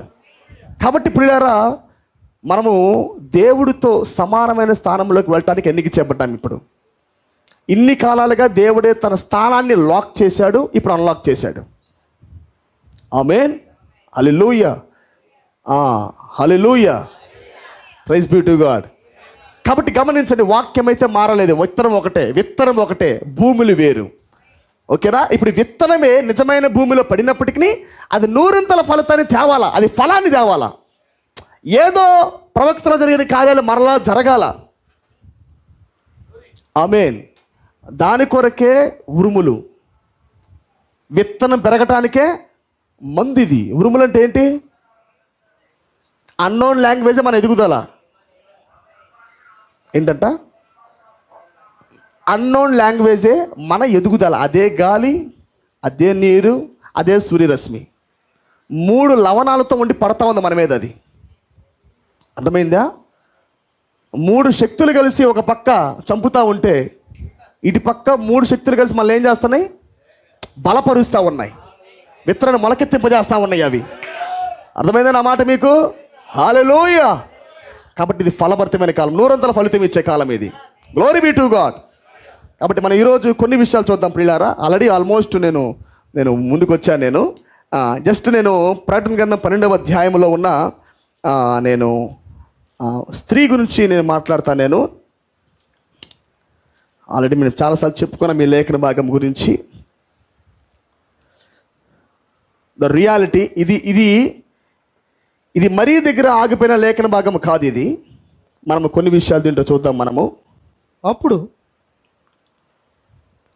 Okay, ఇక్కడ మనము ప్రకటన 22వ అధ్యాయం మనం చూసినప్పుడు ఒక మాట ఇక్కడ సెలవిచ్చబడతా ఉంది ప్రియులారా.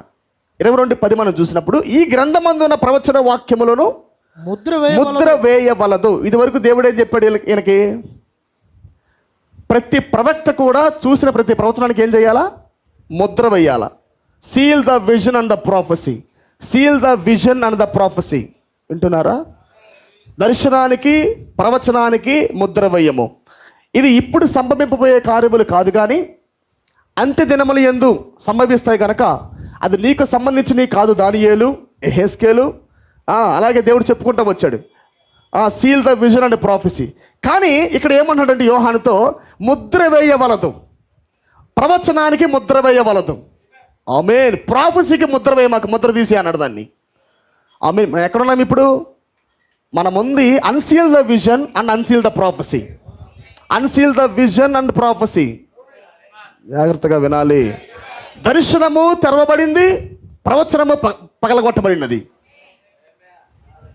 ఆమేన్. దర్శనము తెరవబడింది, ప్రవచనము తెరవబడింది. హల్లెలూయా. కాబట్టి మనం నడుస్తుంది తెరవబడిన గ్రంథము కింద, మూయబడిన గ్రంథము కాదు. 63కి ముందు దాకా ప్రవక్త కూడా 33 నుంచి 63 దాకా మూయబడిన గ్రంథం కింద నడిచాడు. The anointing of the closed book ministry. ఏంటది? మూయబడిన గ్రంథం యొక్క అనాయింటింగ్ కింద ప్రవక్త కూడా 33 నుంచి 63 దాకా నడిచాడు. ఆయన పరిచర్య 30 ఏళ్ళు చేశాడు. ఆయన 33 నుంచి 63 దాకా పరిచర్య అయింది, ఆయన జరిగించాడు ఆయన. కానీ ప్రవక్త దీంట్లో నుంచి, ఈ మూయబడిన గ్రంథం యొక్క అనాయింటింగ్లో నుంచి ఆయన తెరవబడిన గ్రంథంలోకి వెళ్ళాడు. ఆయన ప్రవచనములు అప్పుడు దాకా ముద్రించబడి ఉన్నాయి, దర్శనములు ముద్రించబడి ఉన్నాయి. కానీ ప్రవక్తకి దేవుడు బయలుపరుస్తున్నప్పుడు, ఆయన ప్రవచనాలు విప్పుతా ఉన్నప్పుడు అన్సీల్ చేస్తూ ఉన్నాడు. ప్రాఫెసీ అన్సీల్ అవుతా ఉంది, దర్శనం అన్సీల్ అవుతా ఉన్నది. హల్లెలూయా. మనం ఎక్కడున్నాం ఇప్పుడు? మన ముందు 63కి ముందు కాదు, 63 తర్వాత. 63కి ముందు మొత్తం కూడా గ్రంథం మూయబడింది. ఇంకొక మాట చెప్పాలంటే, మీరు ఒకవేళ 63కి ముందు వర్తమానాలు చదివినా మీరు ఎలా చదవాలంటే ఈ అండర్స్టాండింగ్తో చదవాలి. మీరు మరలా చెబుతున్నాను, ఇది చాలా జాగ్రత్తగా వినండి. ఇది మీరు 47 నుంచి 63 ముందు వరకు ప్రవక్త చెప్పిన ప్రతి లేఖన భాగం ఎలా ధ్యానించాలి? మీరు 47 నుంచి 63కి ముందు దాకా ప్రవక్త చెప్పిన ప్రతి వర్తమానం ఎలా ధ్యానించాలి, ఎలా చదవాలి? మీరు ఇప్పుడు మీకు ఇస్తున్న తెరవబడిన ప్రత్యక్షత ద్వారా దాన్ని అర్థం చేసుకోవాలి. మీరు ప్రవక్త చెప్పాడని తీసుకున్నారు అనుకోండి, ఇది వేరు అది వేరు. అప్పుడు ఆయనకి గ్రంథం తెరవబడలా, అది గ్రంథము తెరవబడని మాటలు, గ్రంథము తెరవబడని వాక్యము, గ్రంథము తెరవబడని ప్రత్యక్షత. కానీ 63 తర్వాత ఏమైంది? దానికి గ్రంథము తెరవబడింది. మీరు ప్రతి వర్తమానం ధ్యానించండి, నేను దేన్ని ఆపట్లేదు. నేను 63 తర్వాత మాత్రమే కాదు, 47 నుంచి 65 వరకు ప్రతి ప్రసంగం చాలా విలువైనదే. కాకపోతే మీరు ప్రవక్త 63 తర్వాత తెరవబడిన గ్రంథం యొక్క ప్రత్యక్షత గుండా ఎలా బోధించాడో, మీరు కూడా 63 తర్వాత ఉన్న ఆ ప్రత్యక్షతలోకి వెళ్ళి ఈ అండర్స్టాండింగ్తో అవి మీరు ధ్యానించండి. లేకపోతే మీకు ఇది లేదనుకోండి, అక్షరం పట్టుకుంటారు మీరు. మీకు ఈ లేవనుకోండి, మీకు ఈ అండర్స్టాండింగ్ లేదనుకోండి, మీరు దాన్ని ధ్యానిస్తూ ఉంటారు. మీరు చాలా టోటల్ రాంగ్ అయిపోద్ది అది. మీకు ఇంకో మాట చెప్పాలంటే, మీరు ముందుకు వెళ్ళడానికి బదులు వెనక్కి వస్తూ ఉంటారు. Glory be to God. ముందుకి వెళ్ళడానికి బదులు వెనక్కి వెళ్తూ ఉంటారు. అడుగులు ఎట్టబడతాయి. అది ఒకటి ఉండి దీంట్లో రన్నింగ్ కొరకు కొన్ని తెచ్చుకుంటారు వెపన్స్. అదేమంటారు? ట్రెడ్మిల్. రన్నింగ్ కొరకు బయట పరిగెత్తకుండా వాళ్ళు ఇంట్లో పరిగెత్తడానికి తెచ్చుకుంటారు. అదేనా? స్పష్టంగా చెప్పండి, నాకు అసలు తెలియదు. అది నిజంగా అబద్ధం కదా, నిజమే, నాకు తెలియదు. థ్రెడ్మిల్ అంట. Okay, treadmill. ఓకేనా?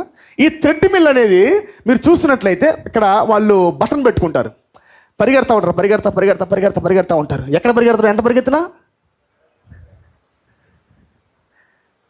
అవునా కాదు? ఎంత పరిగెత్తినా అక్కడ ఇంట్లోనే ఉంటారు, దాని కిందే. 2 వెళ్ళా, 3 వెళ్ళా, 4 వెళ్ళా, 5 వెళ్ళా అంటూ ఉంటారు కిలోమీటర్లు. అట్లా ఉండితే వర్తమానం. నేను చెప్పేది అబద్ధం అనుకున్నారు మీరు. నేను అబద్ధాలు ఆడట్లా. నేను బలిపెట్టి సత్యం చెప్తున్నా మీకు, నేను నిజం చెప్తున్నా. మీరు ఇంట్లో కూర్చొని అది పెట్టుకొని పరిగెడతా ఉంటే కుదరదు. 47 నుంచి 63 ముందు దాకా మీరు టపా చదువుకున్నా మీకు బయలుపాటు రాదు. ఇంకో మాట చెప్పాలంటే, మీకు పైనుంచి ఇది ప్రత్యక్షత వస్తేనే, గ్రంథము తెరవబడిన ప్రత్యక్షత మీకు వస్తేనే ఇవి మీకు అర్థమవుతాయి. లేకపోతే మీకు ఎంత ధ్యానించినా మీకు అర్థం కాదు. పై వెనక్కి వెళ్తారు ముందుకు వెళ్ళడానికి బదులు.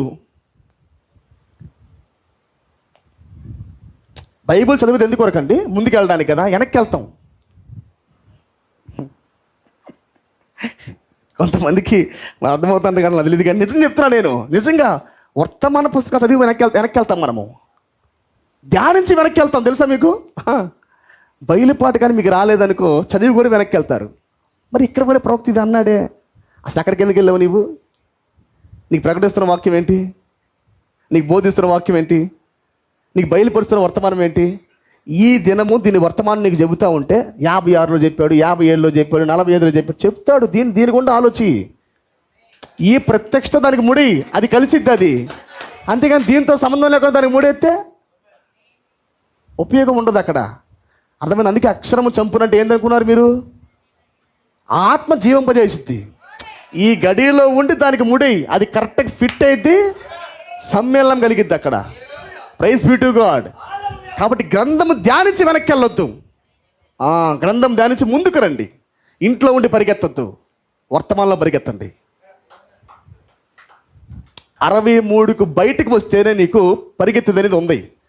నువ్వు గాలిని తాకుతావు, అవునా? ఇంట్లో పరిగెత్తేవాడికి గాలి తాగదు, ఎండబడదు, వాతావరణం తెలియదు, ఏం తెలియదు, ఇంట్లో పరిగెడతా ఉంటాడు పెట్టుకొని. అట్లా నేను అనేది ఏంటంటే 63కు ముందు ఉన్న ప్రత్యక్షతలో నువ్వు ఎంత పరిగెత్తను అక్కడే ఉంటావు. నువ్వు ఎన్నాళ్ళ పైన, ఎన్ని సంవత్సరాల పైన నువ్వు అక్కడే ఉంటావు నీవు. కానీ నీకు బయలుపాటు వచ్చిందనుకో, నువ్వు సూర్యుని చూస్తావు, గాలిని చూస్తావు, ఒక ప్రపంచాన్ని చూస్తావు, నీవు ఒక అనుభూతి కలిగి ఉంటావు నీవు. హల్లెలూయా. అప్పుడు చెప్పగలవు డి విటమిన్ ఏంటో, అప్పుడు చెప్పగలవు రోడ్డు ఎలాగున్నదో. కాబట్టి పిల్లరా, 63 తర్వాత వచ్చిన ప్రత్యక్షత ప్రకారంగా మీరు ప్రతి వర్తమానం ధ్యానించండి, ప్రతి వర్తమానం యొక్క ప్రత్యక్షత మీరు పొందండి. ఓకేనా? నేను ధ్యానించొద్దు అంటం లేదు, నేను స్పష్టంగా వినాలి, మరలా తప్పుగా తీసుకోవద్దు. 47 నుంచి 63 దాకా ప్రతి వర్తమానం అబ్సల్యూట్ తుది, దాంట్లో కాంప్రమైజ్ లేదు. ఓకేనా? అది దేవుని స్వరం అది. ఓకేనా? దాంట్లో డౌట్ లేదు. కాకపోతే అండర్స్టాండింగ్ వచ్చింది, బైబిల్ క్రొత్తగా మారింది ఎప్పుడు? 63 తర్వాత. ఆ న్యూ బైబిల్ కిందే మన అడుగులు పడతా ఉన్నాయి, అవునా కాదా? మనం నడుస్తుందే న్యూ బైబిల్ కింద, ఓల్డ్ బైబిల్ కాదు, న్యూ బైబిల్ మంది. క్రొత్త బైబిల్ కింద అడుగులు పడతా ఉన్నాయి, అవునా కాదా? కాబట్టి క్రొత్త బైబిల్ కింద అండర్స్టాండింగ్ పొంది ఏం చూడాలి? పాత బైబిల్ చూడండి. ఓకేనా? క్రొత్త బైబిల్కి అండర్స్టాండింగ్ పొంది పాత బైబిల్ని చూడండి. అంటే ఈ అనువాదం పొంది పాత అనువాదంను చూడండి. అప్పుడు ఆ అనువాదం మీకు అర్థమైంది, అది ఏ అనువాదం మీకు అర్థమైంది. అప్పుడు మీరు తిరిగి ముడేసుకోవచ్చు మీరు. హల్లెలూయా. కాబట్టి ఇప్పుడు ప్రవచనం అన్లాక్ చేయబడింది, మనకి స్పష్టంగా మనకి బయలుపాటు వస్తూ ఉంది. ప్రతి దానికి మోసపోయేది కాదు వధువు, ప్రతి దానికి ఎగిసిపడకూడదు, ప్రతి దానికి మనం ఉలిక్కి పడకూడదు. వీ నో ద రెవల్యూషన్, ఏమని? We know the understanding of the word. హల్లెలూయా.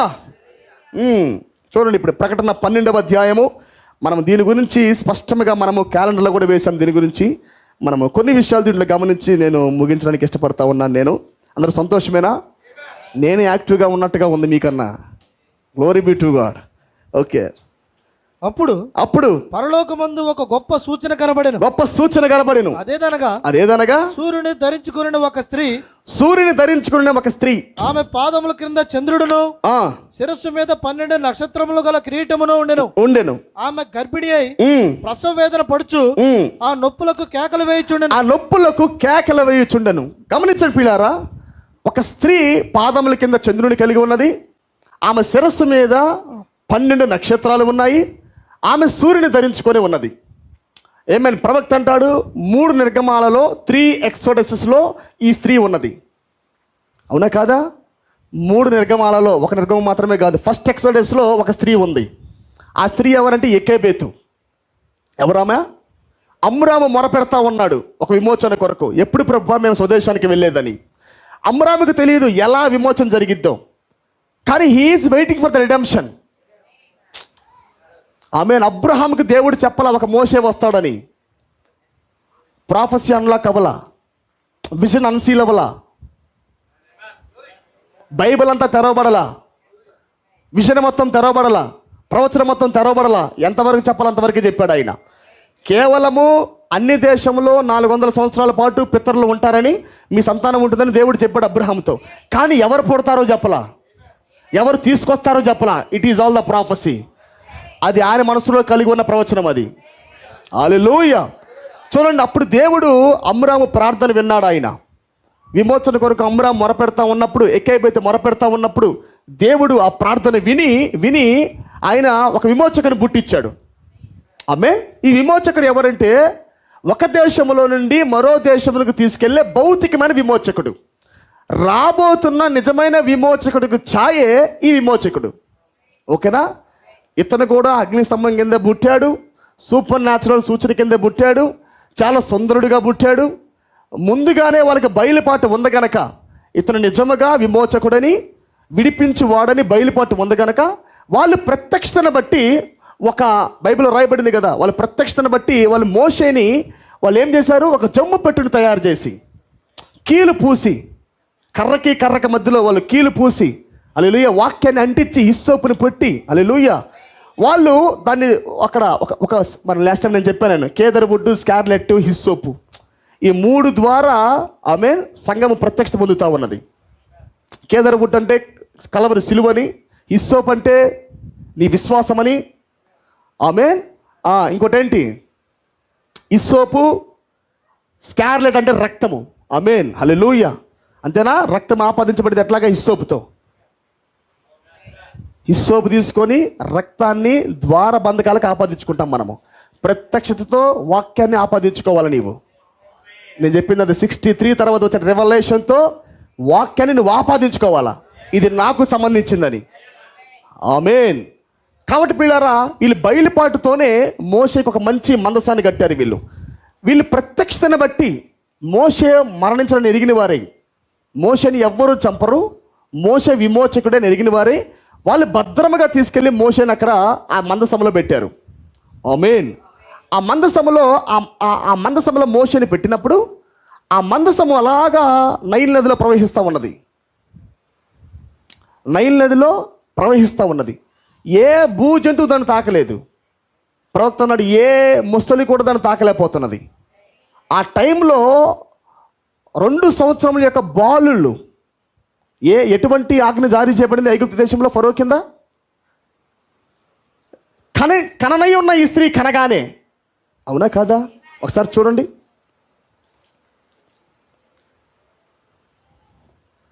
ఒక్కసారి. దానితో ఆకాశ నక్షత్రములలో 3వ భాగం నేర్చి వాటి మీద పడవేసిన.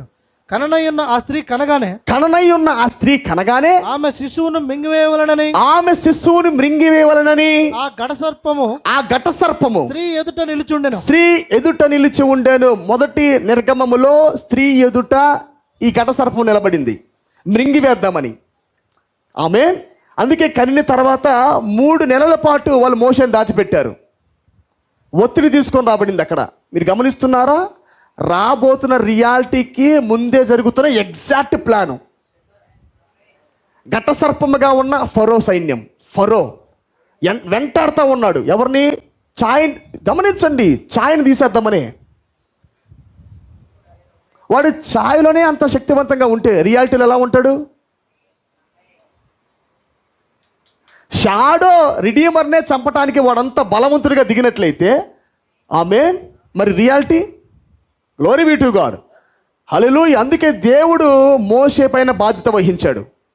ఆ మందసం వెళతా ఉన్నప్పుడు ఆ మందసాన్ని చూసి నెమళ్ళు మరి ముసలి వణుకుతున్నాయి. అది దేవుని మందసం అది. ఆమేన్. ఆ మందసాన్ని ఎవరూ తాకలేరు దాన్ని. Praise be to God, praise be to God, హల్లెలూయా. ఉగ్రతకు పైగా ప్రయాణం చేస్తూ ఉన్నాడు ఆయన. నీకు తెలుసు, మందసం ఎల్లప్పుడూ కూడా ఉగ్రతకు పైగా ప్రయాణం చెయ్యను. నోవాహు ఓడ ఉగ్రతకు పైగా ప్రయాణం చెయ్యను. నిజమైన మందసం నీ హృదయంలో పెట్టబడినప్పుడు అది ఉగ్రతకు పైగా ప్రయాణం చేయనది. Glory be to God. కాబట్టి సురక్షితంగా ఏ ప్రాంతానికైతే వాళ్ళు ప్రత్యక్షతో అక్కడ వదిలారో నిశ్చయంగా ఆ ప్రాంతానికి మోషే వెళ్ళాడు. జాగ్రత్తగా వినాలి. అప్పుడు ఆ ఫరో కూతురు మోషేని చూడగానే వీడు హెబ్రీ పిల్లవాడని ఎరిగినది ఇది, వీడు హెబ్రీ పిల్లవాడే. చాలా అందంగా ఉన్నాడు మోషే, చాలా సుందరుడిగా ఉన్నాడు. ఒకవేళ బాగోలేకపోతే తీసుకునేది కాదామె. ఒకవేళ బాగలేకపోతే ఆమె తీసుకునేది కాదు. ఎందుకంటే వాళ్ళ నాన్నగారు అందరిని చంపుతూ ఉంది. కానీ దేవుడు మోషేని చాలా సుందరుడిగా పుట్టించాడు, అందగాడిగా పుట్టించాడు. చూడగానే ఆమె కన్నులు ఆ పిల్లవాడి మీద పడ్డాయి. వాహ్, ఎంత అందగాడిగా ఉన్నాడు ఈ సుందరుడని లటక్కని తీసుకున్నప్పుడు వెంటనే మనకు తెలుసు, మోషే వాళ్ళ అక్కగారు వెళ్ళి, మిరియాం వెళ్ళి ఈ యొక్క పిల్లవాడిని సంరక్షించుటకు, పాలిచ్చుటకు చూసుకోవటానికి ఒక దాది కావాలా అన్నది ఆమె. తీసుకొని రండమ్మా అన్నారు. అప్పుడు ఈ యొక్క మిరియాము వెళ్ళి తన తల్లిగారిని తీసుకొని వచ్చింది. ఆమేన్. ప్రవక్త అంటాడు 40 సంవత్సరాల పాటు ఐగుప్తు దేశంలో మోషే ఉన్నప్పుడు తన తల్లి ప్రతిరోజు ఆరుజని బోధిస్తూ ఉందన్నాడు. వాగ్దానములు బోధిస్తూ ఉన్నదంట. నీ సంతానం ఇది కాదు, అవేకనింగ్ స్పిరిట్. ఆమేన్. నిజానికి అతను హెబ్రీయుడు, కానీ అతనికి తెలియక ముందే నిజానికి we are the part of God. మనం దేవుని యొక్క పిల్లలం. మనము దేవుని రాజ్యంలో భాగం. మన దేవుని యొక్క తలంపుల్లో ఉన్నవారం మనము. ఆమేన్. కానీ మనం ఎక్కడ పడ్డాం? ఐగుప్తులో పడ్డాం మనము. Praise be to God. ఈ 40 సంవత్సరాల పాటు తన తల్లి వాక్యాన్ని బోధిస్తూ ఉన్నది. ఇది కాదు నాన్న రియాలిటీ, ఇది కాదు నాన్న, నీ జన్మ ఇది కాదు, నువ్వు తిరిగి జన్మించాలి. ఇది బానిస జన్మ, ఇది స్త్రీ జన్మ, నీకు రక్తము కావాలి, నీకు రీబోన్ కావాలి, నీకు గొర్రెపిల్ల రక్తం కావాలి. నిజమైన పిల్లలు వీళ్ళు కాదు, హెబ్రీలు ఉన్నారు. నువ్వు పోరాడవలసింది ఐగుప్తులతో కాదు, నువ్వు పక్షాన్ని నిలబడాల్సింది. అమ్మా ప్రైజ్ బి టు గాడ్. నువ్వు పక్షాన్ని ఉండవలసింది ఫరో పక్కన కాదు, నువ్వు ఉండవలసింది ఎక్కడ? ఇజ్రాయెల్ పక్షాన్ని నిలబడాలి నీవు అని బోధిస్తూ ఉన్నది ఆమె. రోజు ఆ ఫరో మరి కూతురు కింద దాదిగా ఉన్నప్పటికీ ఈమె ఒక మారు వేషంలో, గమనించండి, వాక్యము నిదానంగా వెళ్తూ ఉంది. ఇంకొక మాట చెప్పాలంటే నేనే తల్లి అని చెప్పుకోవడానికి చాలాసేపు పట్టింది, చాలా సంవత్సరాలు పట్టింది రుజువుపరచుకోవడానికి. I am the real mother of you. ఆమేన్. నేనే నిజమైన నీ తల్లిని. అర్థమైందా? అంటే అతను ఎవరో అతనికి తెలియకుండానే పుట్టాడు.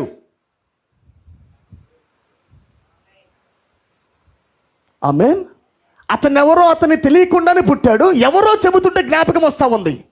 ఇది మనకి దేవుడికి తేడా. మీకు స్పష్టమైనదా? అతను ఎవరో అతనికి తెలియదు, కానీ ఎవరో చెబుతున్నారు, నీవు పలానా కొడుకువి, నువ్వు నా కొడుకువి, నువ్వు అమ్రాము కొడుకువి, నీ వెంట వాగ్దానం ఉంది, నీవు ఒక విమోచకుడివి, విడిపించేవాడవు నీవే, దేవుడు మాకు చెప్పాడని చెప్పి ఎవరో చెబుతుంటే అవేక్ చేయబడతా ఉంది సంఘం. ఆమేన్. హల్లెలూయా. Remembering message. మతిమరుపును తొలగించే వర్తమానము, ఆదిలో స్థానాన్ని చూపించే వర్తమానము. Praise be to God. హల్లెలూయా. కాబట్టి ఆ తర్వాత మోషే ఎదిగిన తర్వాత, మోషే మరి పెద్దవాడైనప్పుడు 40 ఏళ్ళు వచ్చిన ప్రత్యక్షత కలిగిన వాడే, విశ్వాసం కలిగిన వాడే, నిజానికి ఈ దేశం నాది కాదని ఎరిగిన వాడే, అతను ఈ దేశం నుండి మరో దేశంలోకి వాగ్దాన భూములకి ప్రజలను తీసుకొని వెళ్ళటానికి అతను ఎన్నిక చేయబడిన వాడని ఎరిగినప్పుడు ఆమేన్. హల్లెలూయా. ఎరిగినప్పుడు పిల్లారా, కాకపోతే ఎలా విడిపించాలో తెలియక, విమోచకుడని తెలుసు, ఎరిగాడు, బయలుపాటు పొందాడు, కానీ ఎలా విడిపించాలో తెలియక, బహుశా నేను ఇక్కడ నేర్చుకున్న విద్యలు బట్టి విడిపించొచ్చేమోనని భ్రమలో అతను ఐగుప్తుని కొట్టి చంపుతాడు. మీరు అపోస్తలుల కార్యములు 7వ అధ్యాయం చదువుకుంటే దాంట్లో రాస్తాడు స్టెఫన్ మాట్లాడతా, ఈ మాటలు పలుకుతాడు, ఆత్మవశుడై అని మాట్లాడుతూ ఉంటాడు స్టెఫన్. మరి మోషే గురించి, మోషే ఎలా వచ్చాడంటే ఐగుప్తుని చంపి ఆమేన్ అక్కడి నుంచి పరిగెత్తడానికి ప్రయత్నించాడు. ఇంకా అక్కడి నుంచి. Praise be to God. అంటే ఏం జరుగుతుందంటే మొదటి నిర్గమములో కూడా ఒక ఛాయగా ఉన్న విమోచకుడు పుట్టినప్పుడే అందరూ అలర్ట్ అయిపోయారు. ఇంకా సాతాను ముందుగానే అలర్ట్ అయిపోయింది, ఏదో జరుగుతుంది ఇక్కడ, ఏదో జరగబోతుంది ఇక్కడ. ఇది తాత్కాలికమైన భూమిలో నుండి తాత్కాలికమైన భూమిలోకి పెట్టే వ్యక్తి విషయం మీదే వాడు అంతగా శ్రద్ధ వహించాడు వాడు. ఆమేన్. Praise be to God. అందరు పిల్లలు మరణించారు, కానీ మోషే కాపాడబడ్డాడు, మోషే బ్రతికాడు అక్కడ. ఆమేన్. వాగ్దాన ప్రకారంగా, అబ్రాహాంకి ఇచ్చిన వాగ్దానం ప్రకారంగానే మోషే విమోచకుడిగా ఒక దేశంలో వారిని పెట్టాడు. Praise be to God. ఇది మొదటి ఛాయ పిల్లారా, నీకు అర్థమైందన్నమాట. ఇది ఛాయ, రాబోతున్న నిజమైన యేసుక్రీస్తుకి ముందున్న ఛాయ ఇది. ఆమేన్. నీకు అందరికి అర్థమవ్వాలని చెప్తున్నాను నేను దానికి. ఓకే. రెండవది లేఖన ప్రకారంగా మనం చూస్తున్నప్పుడు ఈ యొక్క సంఘము, ప్రవక్త అంటాడు, ఈ మొదటి నిర్గమంలో ఉన్న మోషే ఎలాంటి వాడంటే ధర్మశాస్త్రము చేత పట్టుకున్నవాడు, సంఘానికి ధర్మశాస్త్రం ఇస్తున్నవాడు. వింటున్నారా? ఇతను ఎవరంట? సంఘానికి ధర్మశాస్త్రం ఇస్తున్న వ్యక్తి ఈ విమోచకుడు. ఆమేన్, హల్లెలూయా. స్త్రీ ద్వారా పుట్టిన ఈ యొక్క వ్యక్తి ధర్మశాస్త్రాన్ని ఇస్తున్న వ్యక్తి. ఆమేన్. సెకండ్ ఎక్సోడస్ మనం గమనించినప్పుడు మరీకి పుట్టిన ఈ యేసుక్రీస్తు కననై ఉన్న ఆ స్త్రీ మరలా కనగానే, మీరు గమనించండి, లేఖనం సెలవిస్తుంది, చంద్రుడి కింద ఉన్నాడు, కాళ్ళ కింద ఉన్నాడు, ఆమె సూర్యుని ధరించుకున్నది, కిరీటం పైన 12 నక్షత్రాలు ఉన్నాయి. అమ్రాం భార్య అయిన ఎకేబెత్కి ఇది ఉండవు. ఆమె చంద్రుని ఇస్తుంది. అమ్రాము చంద్రుని ధరించుకున్నది. అంటే మోషే ఎక్కడున్నాడు? చంద్రుడి పరిచర్లో ఉన్నాడు. వాట్ ఈజ్ అల్లా? ధర్మశాస్త్రం అంటే ఏంటి? చంద్రుడు. ధర్మశాస్త్రం అంటే చంద్రుని పరిచర్య. హల్లెలూయా. దీపస్తంభాల పరిచర్య, కొద్ది వెలుగు కలిగిన పరిచర్య. హల్లెలూయా. అమ్రాము యొక్క భార్య అని ఎకేబెతు ఆమె సూర్యుని ధరించలా, ఆమె చంద్రుని ధరించింది. హల్లెలూయా. ఛాయగా ఉన్న చంద్రుని మోసింది ఆమె. కాబట్టి ఆ చంద్రుడు ఏం చేశాడు? వచ్చి చంద్రుడినే ఇచ్చాడు. అవునా కాదా? చంద్రుడినే అన్నాడు. అందుకే మోషే వచ్చి ఏం చేశాడు? ధర్మశాస్త్రం ఇచ్చాడు ప్రజలకి. అది సూర్యుడి వెలుగు కాదు, చంద్రుడి వెలుగు. అది వాళ్ళు 400 సంవత్సరాల పాటు ఎంత తిరిగినా, లేదా 40 ఏళ్ల పాటు కొండంత తిరిగినా ఆ కొండంత ధర్మశాస్త్రమే. అవునా? Praise be to God. ఎక్కేబెతు చంద్రుడిని కన్నది, చంద్రుడిని ఇచ్చింది. ఈ చంద్రుడైన ఈ మోషే వాళ్ళకి ధర్మశాస్త్రం ఇచ్చాడు. Praise be to God. అయితే రెండో వ్యక్తి ఎవరంటే ప్రభువైన యేసుక్రీస్తు. కననై ఉన్న ఆ స్త్రీ కనగానే, మరి ఎప్పుడైతే యేసుక్రీస్తుని కనిందో వెంటనే మరలా ఆ ఘట సర్పము చంపడానికి మరలా పూనుకున్నది. అవునా కాదా? యేసుక్రీస్తు సమయంలో మరలా వచ్చిందా? ఆ ఒత్తిడి వచ్చినదా? మరలా ఒత్తిడి వచ్చినది. దరిదాపుగా 2000 మరి ఏమంటారు, 2 సంవత్సరముల క్రింద ఉన్న ప్రతి బాలుడు మరణించాలని, చంపాలని ఆజ్ఞ జారీ చేయబడింది. అలాగనే ఆమేన్. ఆ 2 సంవత్సరముల కింద ఉన్న బాలుని చంపడానికి ఆ ఘట సర్పం ప్రయాణం చేస్తున్నప్పుడు దేవుని దూత యోసేపుకి ప్రత్యక్షమై ఏం చెప్పింది? నువ్వు ఇక్కడ నుంచి బయలుదేరి ఐగుప్తుకి వెళ్ళిపోమని ఆజ్ఞ జారీ చేశారు. అక్కడ తప్పించుకునే మార్గాన్ని జారీ చేయబడినది. హల్లెలూయా, హల్లెలూయా. ఇప్పుడు మరి ఎవరిని కంటుంది? ప్రవక్త అన్నాడు, తేటగా అన్నాడు ఆయన. ఎక్కేబెతు కన్నదేమో చంద్రుణ్ణి, మరియ కన్నదేమో సూర్యుణ్ణి. ఎక్కేబెతు చంద్రుని, మరి ఏమో సూర్యుణ్ణి. అవునా? Praise be to God. ఇప్పుడు మరి ఏం చేసింది? ఈ యొక్క ధర్మశాస్త్రాన్ని కాళ్ళ కింద నెట్టి ఈ యొక్క యూదుల సంఘము, హల్లెలూయా, ఈ మారుతున్న యూదుల సంఘం ఏం చేసిందంటే ఈ కాళ్ళ కింద చంద్రుని నెట్టి సూర్యుని పొందుకున్నది. ఆమేన్. ఇంకనూ లేఖనం ఎదురు చూస్తానే ఉన్నది. స్టిల్ ప్రకటన 12 ఈజ్ వెయిటింగ్. అవునా కాదా? ఎందుకంటే ఇంకో లేఖన భాగం ఉన్నది కనుక. చంద్రుని కలిగి ఉంది, ధర్మశాస్త్రం ఇచ్చింది.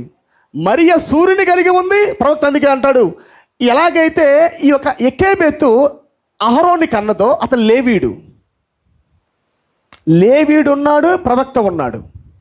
లేవీడు పుట్టాడు, ఒక పక్క చంద్రుడు పుట్టాడు. మొదటి నిర్గమంలో, ఫస్ట్ ఎక్సోడస్లో. సెకండ్ ఎక్సోడస్లో ప్రవక్త ఎలిజబెత్ గర్భానికి పుట్టాడు. ఆ టైంలోనే వింటున్నారు అన్నమాట. ఒకే టైంలో మరలా లేవీడు పుట్టాడు. ఆ లేవీడు ఎవరు? వినాలి. బాప్తిస్మిచ్చి యోహాను. ఈ యోహాను పుట్టాడు తల్లి గర్భంలో. ఎవరు? ఎలిజబెత్ గర్భంలో. అయితే మరి గర్భానికి ఎవరు పుట్టారు?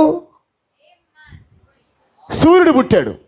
అంటే చంద్రుడి నుంచి సూర్యుడిలోకి వెళ్ళాలంటే ఒక చిన్న వంతెన ఎవరంటే మన లేవీడు. మార్గము సరళము చెయ్యు దూత. కానీ నిజానికి మలుపు తిప్పే వ్యక్తి అతను కాదు. నిర్గమాని మలుపు తిప్పేది అతను కాదు. ఆమేన్. నిర్గమాని మలుపు తిప్పాలంటే కన్యక ద్వారా ఒక వ్యక్తి పుట్టాల.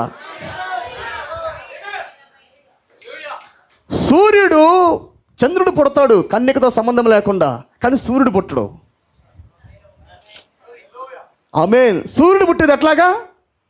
కన్యక కావాలి ఆయనకి.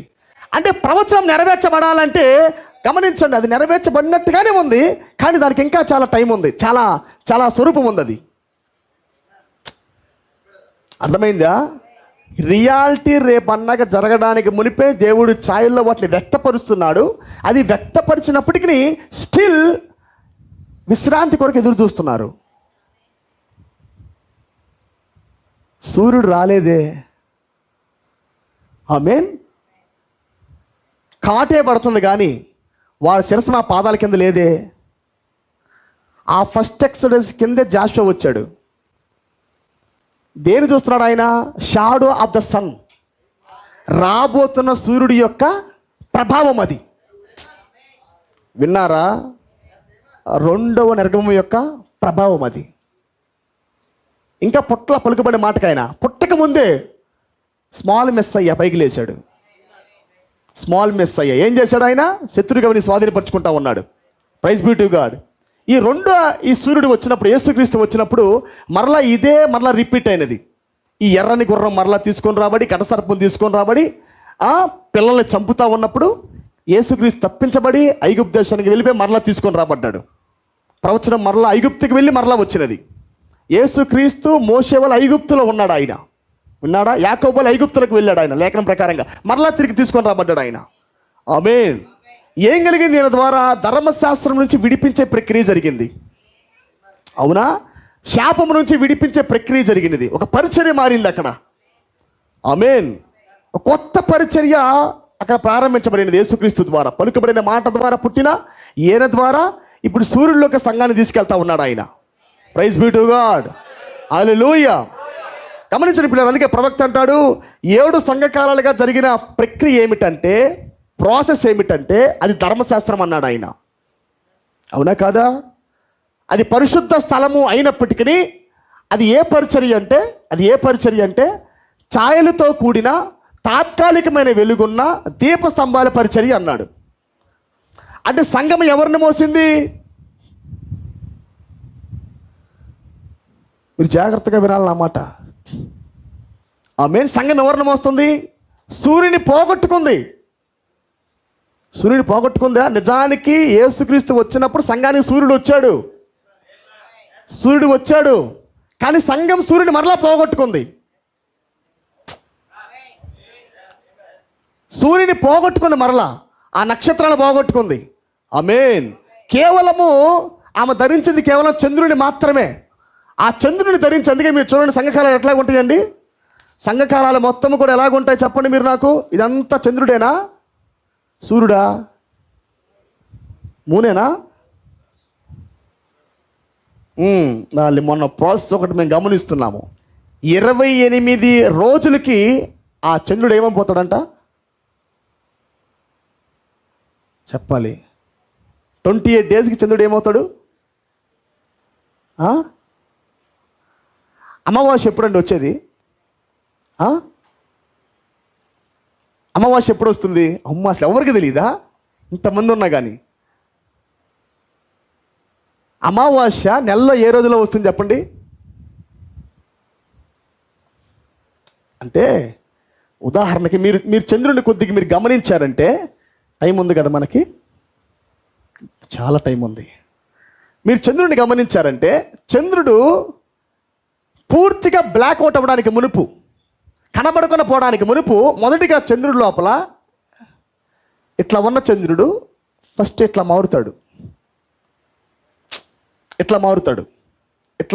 తర్వాత ఇదే చంద్రుడు ఇట్లా మారుతాడు. అర్థమైందా మీకు? ఈ భాగం మీకు కనపడదు, ఈ భాగం మీకు కనపడతా ఉండిద్ది. తర్వాత ఇదే చంద్రుడు ఇట్లాగ వస్తాడు. ఆమె ఇలాగా చంద్రుడు ఏమంటారు?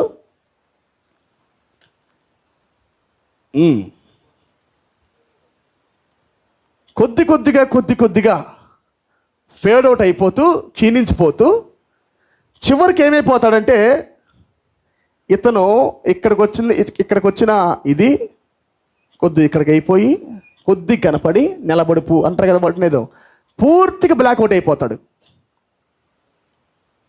ఈ బ్లాక్అవుట్ అయ్యే టైంకి ఇంక నెక్స్ట్ వచ్చేది ఏంటంటే మరలా పరిపూర్ణమైన పున్నమి, పౌర్ణమి. అదేనా అనేది? ఇంకో మాట చెప్పాలంటే ఫుల్ మూన్. ఫుల్ మూన్ ఎలా ఉంటాడు అప్పుడు? చంద్రుడు పరిపూర్ణంగా కనబడతాడు, మరలా మనకు నిండు కుండాలు కనబడతాడు మనకి. ఎప్పుడు మొత్తము చంద్రుడిలో ఉన్నది మొత్తం వెళ్ళిపోయిన తర్వాత, అమావాస్య వచ్చిన తర్వాత, ఆ 28వ రోజు మరలా సంఘానికి according to the time of life, జీవ సంఖ్య ప్రకారముగా, జీవకాల ప్రకారంగా దేవుడు మరలా సంఘాన్ని దర్శించినప్పుడు, అప్పుడు అసలు ఏమీ లేకుండా లవోదికే ఇలా మారిపోయినప్పుడు ప్రవక్త 2 విషయాలు మాట్లాడాడు ఇక్కడ. ఒకటి, ఆయన లవోదికే కాలాన్ని చూశాడు. చూసి ఏమంటాడంటే, ప్రభువా ఈ లవోదికే కాలమంతా బ్లాక్ అవుటే, మొత్తం బ్లాక్ అవుటే, కానీ నేను ఒక చుక్క పెడతా ప్రభువా అన్నాడు. ఐ యామ్ ద లైట్ అన్నాడు. చాలా జాగ్రత్తగా వినాలి నా మాట. లవోదికే కాలం అంటే 7వ సంఘ కాలము. That is not the full moon, that is not the blood moon. అంధకారములో చుక్క పెట్టాడు. ఎక్కడుండి? 7వ సంఘ కాలములో ఉండి ఆయన 7 చర్చ్ ఏజెస్లో లవోదికే కాలం అనే వర్తమానంలో ప్రవక్త, అది 62, 61, 60 సంథింగ్ ఆ టైంలో, ఇంకా గ్రంథం తెరవబడలేదు. ఆ టైంలో ప్రవక్త ఈ లవోదికే కాలం మొత్తం డార్క్నెస్ ప్రభువా, మొత్తం అంధకారమైన ఆయన, కానీ నేను కొంతమంది వధువు ఉన్నారు ప్రభు అని ఆయన ఈ యొక్క చీకటి చంద్రుడికి ఒక చిన్న చుక్క పెడతాడు ఇట్లా. ఆమేన్. కానీ బైబిల్ లేఖనం సెలవిస్తూ ఉన్నది ప్రాఫెసీ ఏంటి? What is the prophecy? ప్రవచనం ఏంటి చెప్పండి? ప్రవచనం ఏమిటి? దీనిని కాళ్ళ కిందకి నెట్టాలా? అవునా కాదా? అంటే ఈ సంఘకాలము వెలిగే మనం దీంట్లో ఉన్నాం. ఇది వరకు మనము 7వ సంఘకాలములో అంధకార ప్రపంచంలో ఉండి ఒక వెలుగ్గా మనం జీవించాం ఇది వరకు. ఆమేన్. కానీ అది ఫైనల్ స్క్రిప్చర్ కాదు. అది ఆఖరి లేఖన భాగం ఏమిటది? చంద్రుని కాళ్ళ కింద నెట్టి ఆమె సూర్యుని ధరించాలా? అవునా? చంద్రుని కాళ్ళ కింద నెట్టి ఏం చేయాలా? ఎవరైతే సూర్యుని ధరించారో, ఇంకో మాట చెప్పనా, ఈ కాళ్ళ కింద నెట్టిన ఈమెకు పైన 12 స్టార్స్ కూడా ఉన్నాయా? అపోస్తుల బోధనది. ఈ 12 నక్షత్రాలు ఈ చంద్రుడు మొత్తం నలుపైనప్పుడు ఒక చిన్న వెలుగ్గా ఉన్నది, పైన నక్షత్రాలు కలిగి ఉన్నది. అది 7వ సంఘ కాలం యొక్క పరిచర్య. కానీ ముద్రలు పగలగొట్టబడిన తర్వాత కొత్తగా ఒక వ్యక్తి మరలా యాడ్ అయ్యాడు. ఆమేన్. ఈ 7 సంఘ కాలాలుగా ఎవరైతే వెళ్ళిపోయాడో సంఘంలో నుంచి, ఆమేన్. ప్రవక్త అన్నాడు కదండి, ఈ తలుపు బయట ఉండి లవోదికే కాలం యొక్క ద్వారం బయట ఉండి దేవుడు ఏం చేస్తా ఉన్నాడు? ద్వారాన్ని తడతా ఉన్నాడు. సూర్యుడి ద్వారాన్ని తడతా ఉన్నాడు. అవునా కాదా? సూర్యుడు ఏం చేశాడు? ద్వారాన్ని తడతా ఉన్నాడు. ఎందుకొరకు? నేను లోపలికి వస్తాను, మీతో పాటు భోజనం చేస్తానని. అవునా కాదా? హల్లెలూయా. ఈ ద్వారం తట్టినప్పుడు కొంతమంది తీశారు. ఆ ప్రకటన 10:1 ప్రత్యక్షతను బట్టి, ఆమేన్, ఈ మైటీ ఏంజల్ మినిస్ట్రీ బట్టి, ఈ 7th సీల్ కొరకు ఎవరో కొంతమంది అభిషేకించబడి వారు ద్వారాన్ని తీశారు. తీసిన తర్వాత ఏం జరిగిందంటే, ఇప్పుడు వారే సంఘకాలాన్ని కాలుతో కిందకి దన్నారు. వారే తెర లోపలికి ప్రవేశించి ఇప్పుడు వాళ్ళు సూర్యుని ధరించి, చూడండి ఈ భాగం ఇప్పుడు సంఘంలోకి యాడ్ అయింది. ఆమేన్. ఇప్పుడు సూర్యుడు ధరించినది ఆమె, చంద్రుడేమో కాళ్ళ కింద ఉన్నది, తల మీద ఈ 12 నక్షత్రాలు ఉన్నాయి. 12 స్టార్స్ అంటే అపోస్తుల బోధ మనకు తెలుస్తుంది. మనం ఇదివరకే మరి చంద్రుడి పరిచర్లో మన భాగమై ఉన్నాం మనము. కానీ ఈ ప్రకటన 10:1 ఎవరంటే సూర్యుడై ఉన్నాడు. పిల్లారా జాగ్రత్తగా వినండి. సూర్యుని ధరించిన తర్వాత వస్తున్న వేదనే ఇది రాయబడతా ఉంది. హల్లెలూయా. మోసేది ఛాయే, యేసుక్రీస్తుది ఛాయే. రియాలిటీ ఏంటి? ఎవరి వెంట ఈ ఘటసర్పం పడుతుంది? ఎవరు వెంటండి?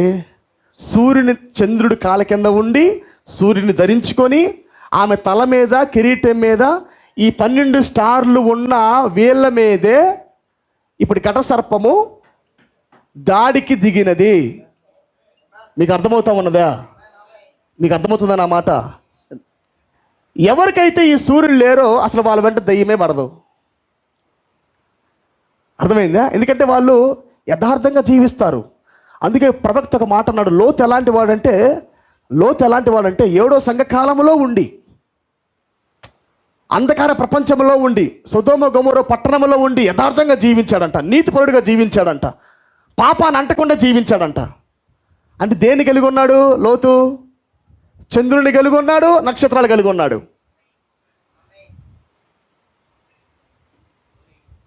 మీరు చాలామంది లోతు అనగానే మీరు చాలా ఫీల్ అయిపోతూ ఉంటారు. లోతు చిన్నోడేం కాదు.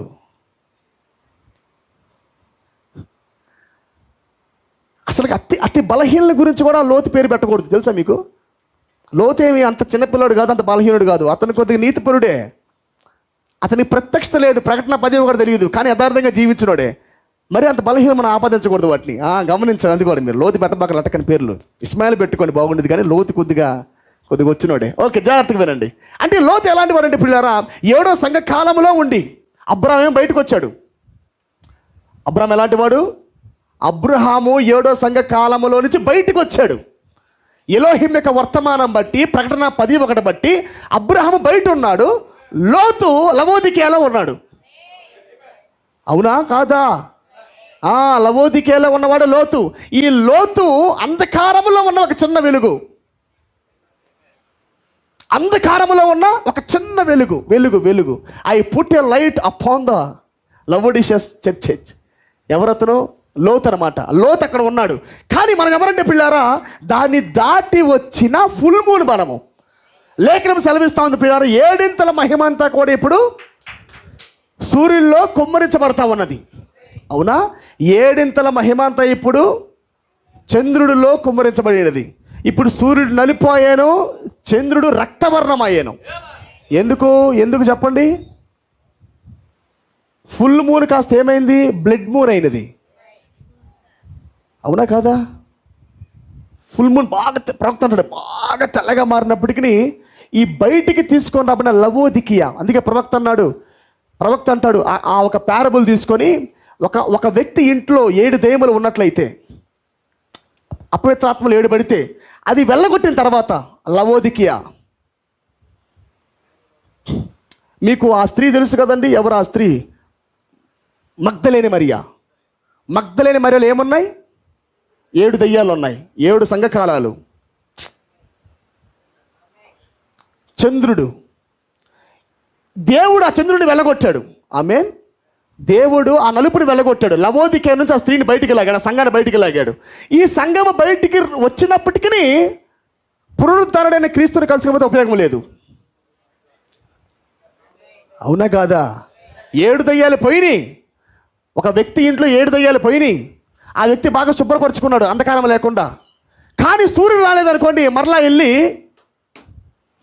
అవునా కాదా, ఒక దయ్యం కాస్త 7 దయ్యాలు తెస్తాయి. లవోదికియా నుంచి బయటికి రావటం వాస్తవమే. కమ్ అవుట్ ఫ్రమ్ ద లవోడిషియన్, ఇది వాస్తవమే. కానీ నువ్వు ఖచ్చితంగా ఎవరిని కలుసుకోవాలి? సూర్యుని కలుసుకోవాలి నీవు. అందుకే మగ్దలేని మరియా పునరుద్ధానం చెందిన తర్వాత, క్షమించండి, యేసుక్రీస్తు పునరుద్ధానం చెందిన తర్వాతే ఈమెకు బయలుపాటు లేకుండానే వెళ్తా ఉంది, సెంటు పట్టుకొని అత్తర పట్టుకొని. కానీ దేవుడి ప్లాన్ ఏంటి? అమ్మా నిన్ను విడిపించిందే లోపలికి తేడానికి. నిన్ను బయటికి లాగిందే, ధర్మశాస్త్రం నుంచి నిన్ను బయటికి లాగిందే ఎక్కడ పెట్టడానికి? గ్రేస్లో పెట్టడానికి, వాక్యంలో పెట్టడానికి, ప్రత్యక్షలో పెట్టడానికి. హల్లెలూయా, glory be to God. 7th angel వచ్చి నిన్ను బయటికి లాగిందే ఇంకా వ్యక్తికి పరిచయం చేయడానికి.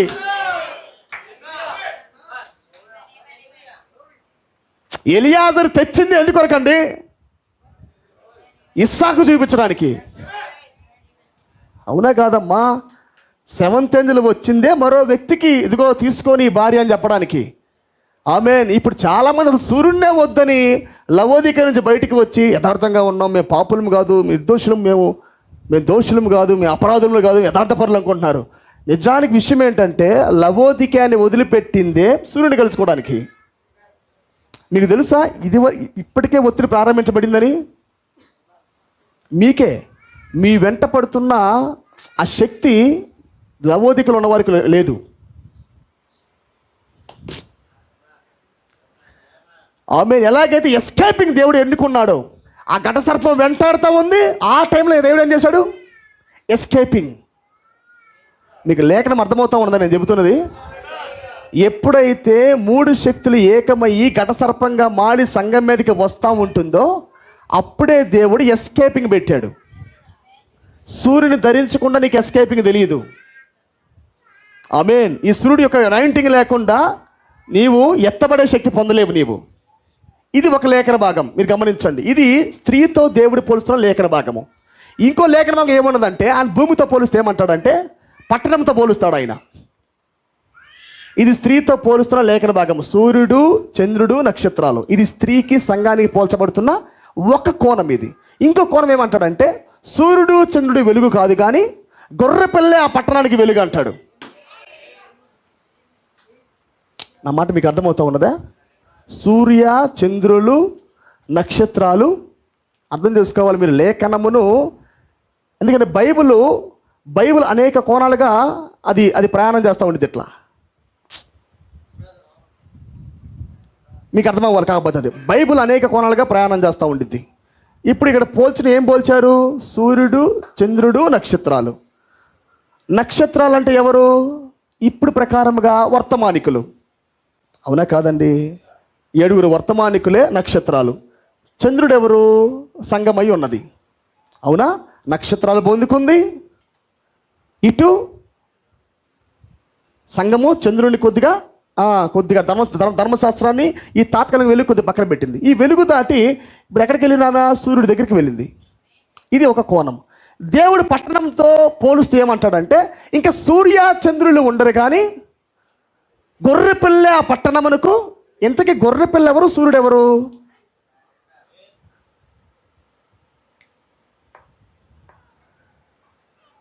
సూర్యుడు ఎవరు? గొర్రెపిల్ల ఎవరు? సూర్య చంద్రులు ఇంక ఉండరు. వింటున్నారా? సూర్యుడు చంద్రుడు ఋతువులు ఇంకా ఉండవు.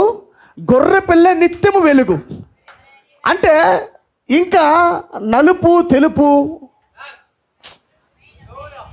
ఆమేన్, నలుపు తెలుపు అనేది ఉండదు. ఇంకో మాట చెప్పాలంటే దావీదు అంటాడు ఒక మాట, యోరాను నాటబడిన ఆకు వాడక తన కాలమందు ఫలమిచ్చు చెట్టు వలె నుండును.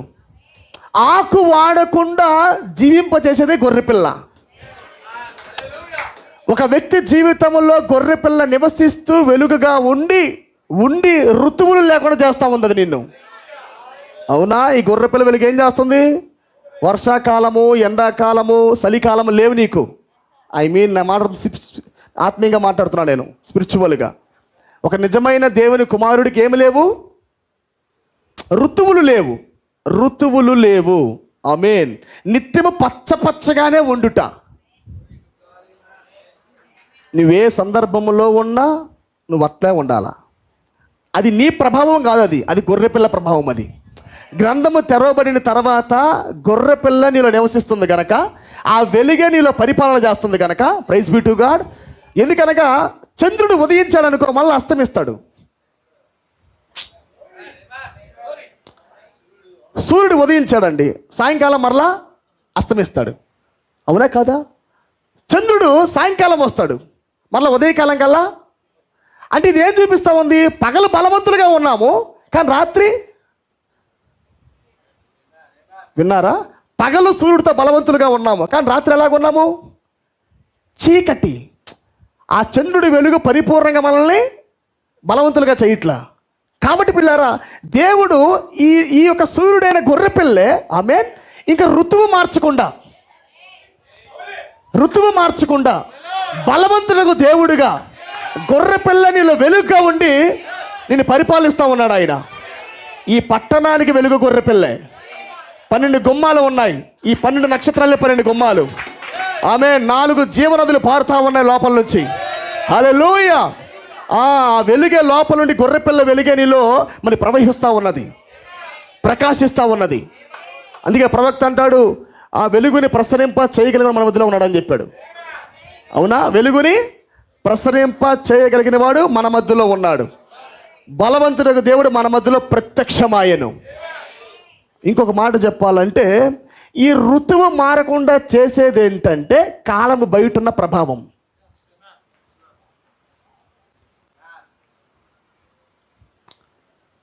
చంద్రుడు కాలాన్ని చూపిస్తున్నాడు, సూర్యుడు కాలాన్ని చూపిస్తున్నాడు, కానీ గొర్రెపిల్ల he's A eternity.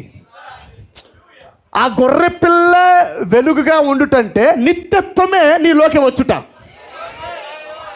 You are the lamb of God, you are the wife of lamb. నీవే గొర్రెపిల్ల భార్య. నీవు యోగ్యత అంటే కొద్ది పర్ఫెక్ట్ మీరు అయినట్లయితే, నిజంగా మన ఆలోచనలు దేవుడి ఆలోచనతో మిళితమైపోయినట్లయితే గ్రంథాన్ని విప్పుటకు యోగ్యుడు నీవే.